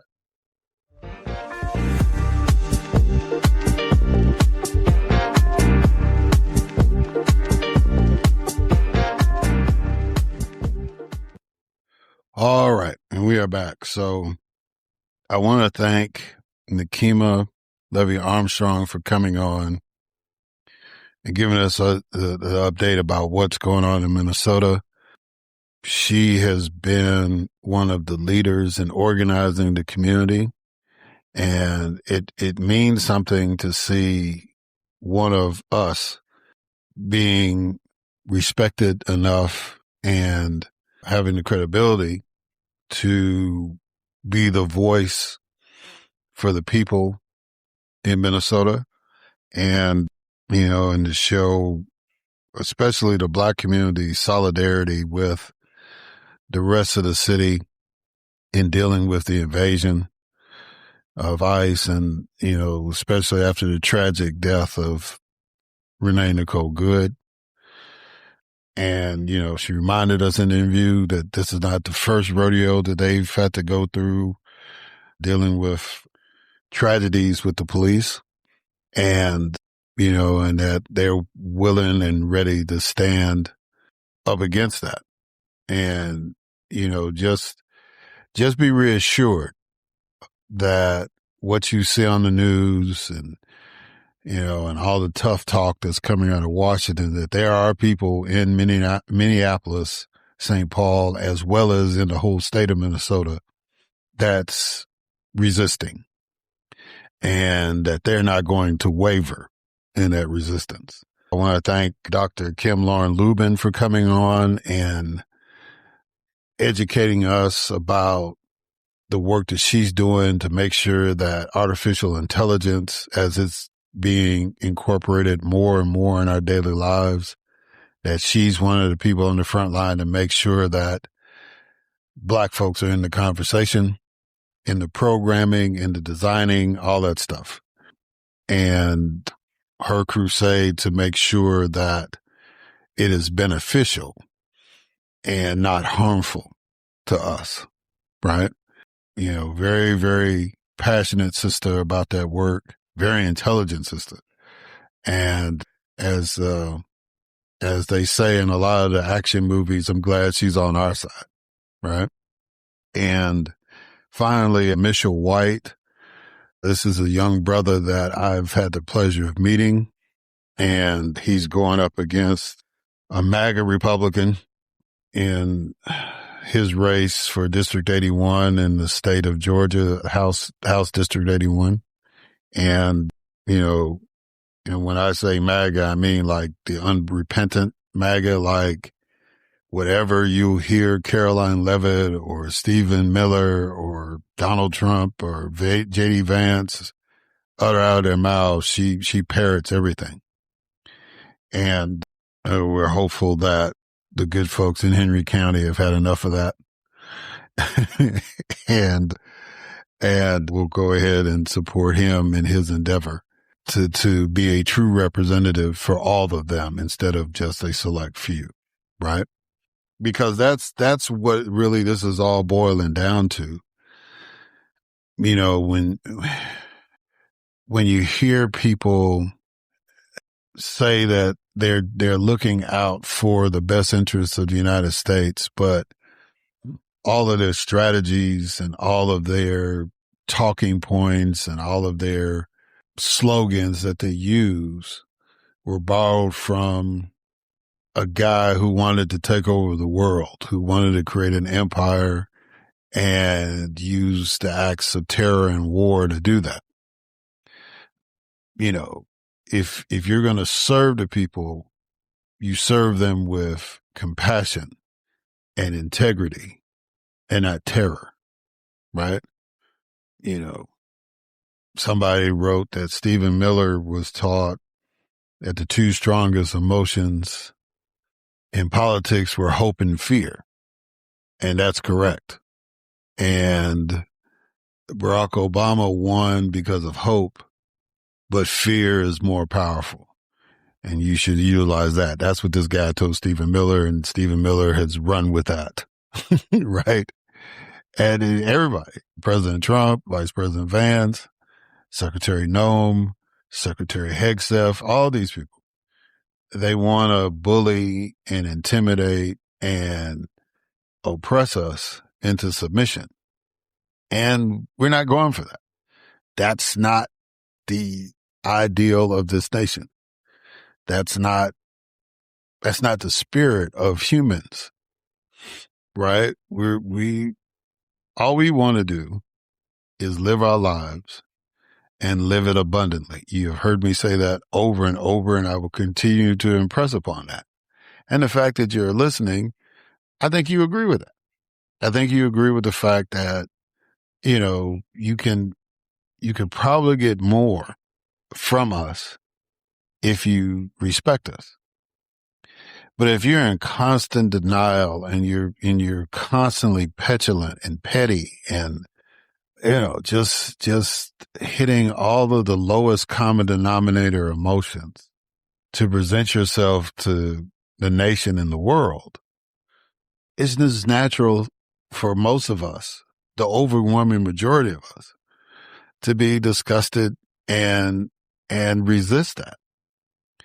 We got a woman from another country who went in and took the leader, and she was the opposition to that leader that we took, arrested, right? But she had to give up an award that she had earned for the work she was doing in that country, even though she still is the Nobel laureate. She just actually gave the physical medal to the president just to get his support to do the right thing, because he felt that he should have won the award. And we're talking about the Nobel Peace Prize. It's like, you have to earn that. You can't lobby for that. It's not a popularity contest. You can't call the folks in Oslo, Norway, and demand that they do it. These people see what's going on in the world, and they take the time out once a year to decide, this is somebody we need to lift up. This is somebody that we need to put in an international spotlight. And if they felt that he was worthy, he would have got the award himself. But this woman is so committed to saving her nation that she would give up the medal that she earned just to get support. That's, some people say, oh, well, she's caving in and all that stuff.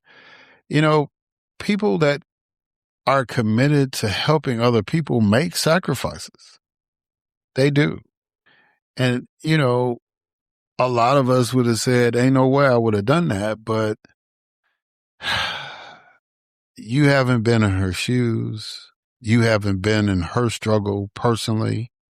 If you have relatives, if you're listening and you have relatives that live in Venezuela, who have come from Venezuela, not unless you're one of those folks, you don't understand. And she ain't giving the check. See, well, a lot of people don't know. Everybody thinks, oh, it's just a medal and you get this instant international recognition and you can write a book and make your money. No, they give you a check too for the work that you're doing.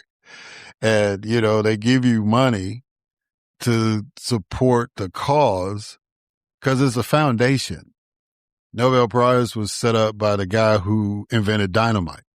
And the money he made off of that, he created a foundation to give awards for people that do work in chemistry and physics, because he was a scientist, and mathematics. And later on, they expanded it to peace because, the invention that he came up with was used and has been used for war. It was supposed to be for an industrial purpose. But of course, when folks realized that dynamite can kill people, they started using it for war. And so they incorporated the Peace Prize in that as well. And so since it's a foundation, they give money to the people that get the awards. So she didn't give them the check. I want y'all to be clear. She got the money. It's gone into whatever charity she wanted to use, or, gone to her party for their political operations to try to regain control of Venezuela, whatever. But she didn't give Donald Trump the check. She gave him the medal. If that's what you want, if that's what makes you feel better, okay. Now I need your help, right?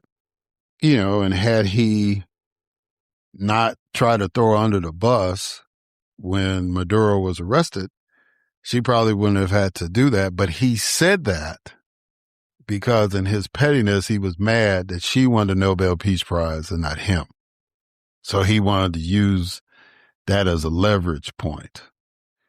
And regardless of what political party you're affiliated with, that's not American leadership. That's not what we signed up. We don't vote for that, right? Well, the majority of us, we want our president to be an example of democratic leadership, an example of rising above the fray, not the cause of the fray, right? So I know some people had offered all sorts of opinions about that, but that's where I am. But I just want to offer some encouragement, not just to the people of Minnesota, but, my hometown in Chicago and Los Angeles and New York. And it looks like, not only the people in Portland, Oregon, but Portland, Maine as well, Washington, D.C., and anywhere else in this country. I want you to be encouraged, and I want you to learn lessons from Dr. King. Right? It's like I said, this episode is dropping on the national recognized holiday. And there's a reason why this man, who was not a president of the United States, has a holiday named after him. It's because of the sacrifice. And by the way, he won a Nobel Peace Prize too. And the commitment and the dedication to make sure that all of us can live our best lives, that all of us can be part of this beloved community, that all of us can coexist and do the work necessary to build a nation up instead of tear it apart, right? And, he fought against systemic racism. He fought against evil, right? And, one of the things he always wanted to stress is that we don't conquer hate with hate. We conquer hate with love. And so I want everybody that's listening that when you resist, that you resist in love, as you don't cater to the base emotion of revenge or anger. You channel that and you defeat hate and bigotry with love. It's the most powerful weapon that we have, from an international standpoint. Now, on the 3rd of November of 2026, we as American citizens can exercise our right to vote and change the leadership of the Congress and our respective states and counties and cities. We can change leadership that way. Some elections have already taken place, right? And, some elections are getting ready to happen and throughout this year. And we can use our power of our vote to send that message of love and peace through the ballot box. But in the meantime, don't be scared to hit these streets. Don't be scared to send that email off. Don't be scared to make that phone call. Don't be scared to show up at the Capitol building or at City Hall or the county courthouse or wherever government is meeting to let them know how you feel. And, no matter how strident people that don't mean any good try to be, love conquers all. Always has, always will. So do not be dismayed. Do not be discouraged. Go forth and continue to resist. Use your voices. And, we're going to win. It's going to take time. Always has, always will. But we can't sit back and do nothing. We can't sit back and just hope it blows over. We have to be engaged. We don't have the luxury of apathy. We have to be engaged. So just be encouraged. Don't let what you see on the news get you to the point where there's no hope and, get you down and depressed and all that. Just use that as fuel. Use that as motivation to do what you can to protect what is rightfully ours. And we'll get through it. We'll get through it. As long as I'm able to do this, I'll continue to be a voice out here. I know I'm not alone in doing what I'm doing, and you should not feel alone doing what you need to do to resist. So that's all I got, ladies and gentlemen. Appreciate y'all for listening. I hope you enjoy the fact that we're going to get as many guests on as we can because 2026 is a pivotal year. There's a lot of folks, that's running for office, and we're going to use this platform to get them on. But there's a lot of other people not running for office doing the work that's going to make this country better, make this world better. And so we're going to do our part to get as many of them on this year as we can. So I appreciate y'all indulgence and your patience. And again, we're going to win. We're going to win. All right. Thank y'all for listening. Until next time.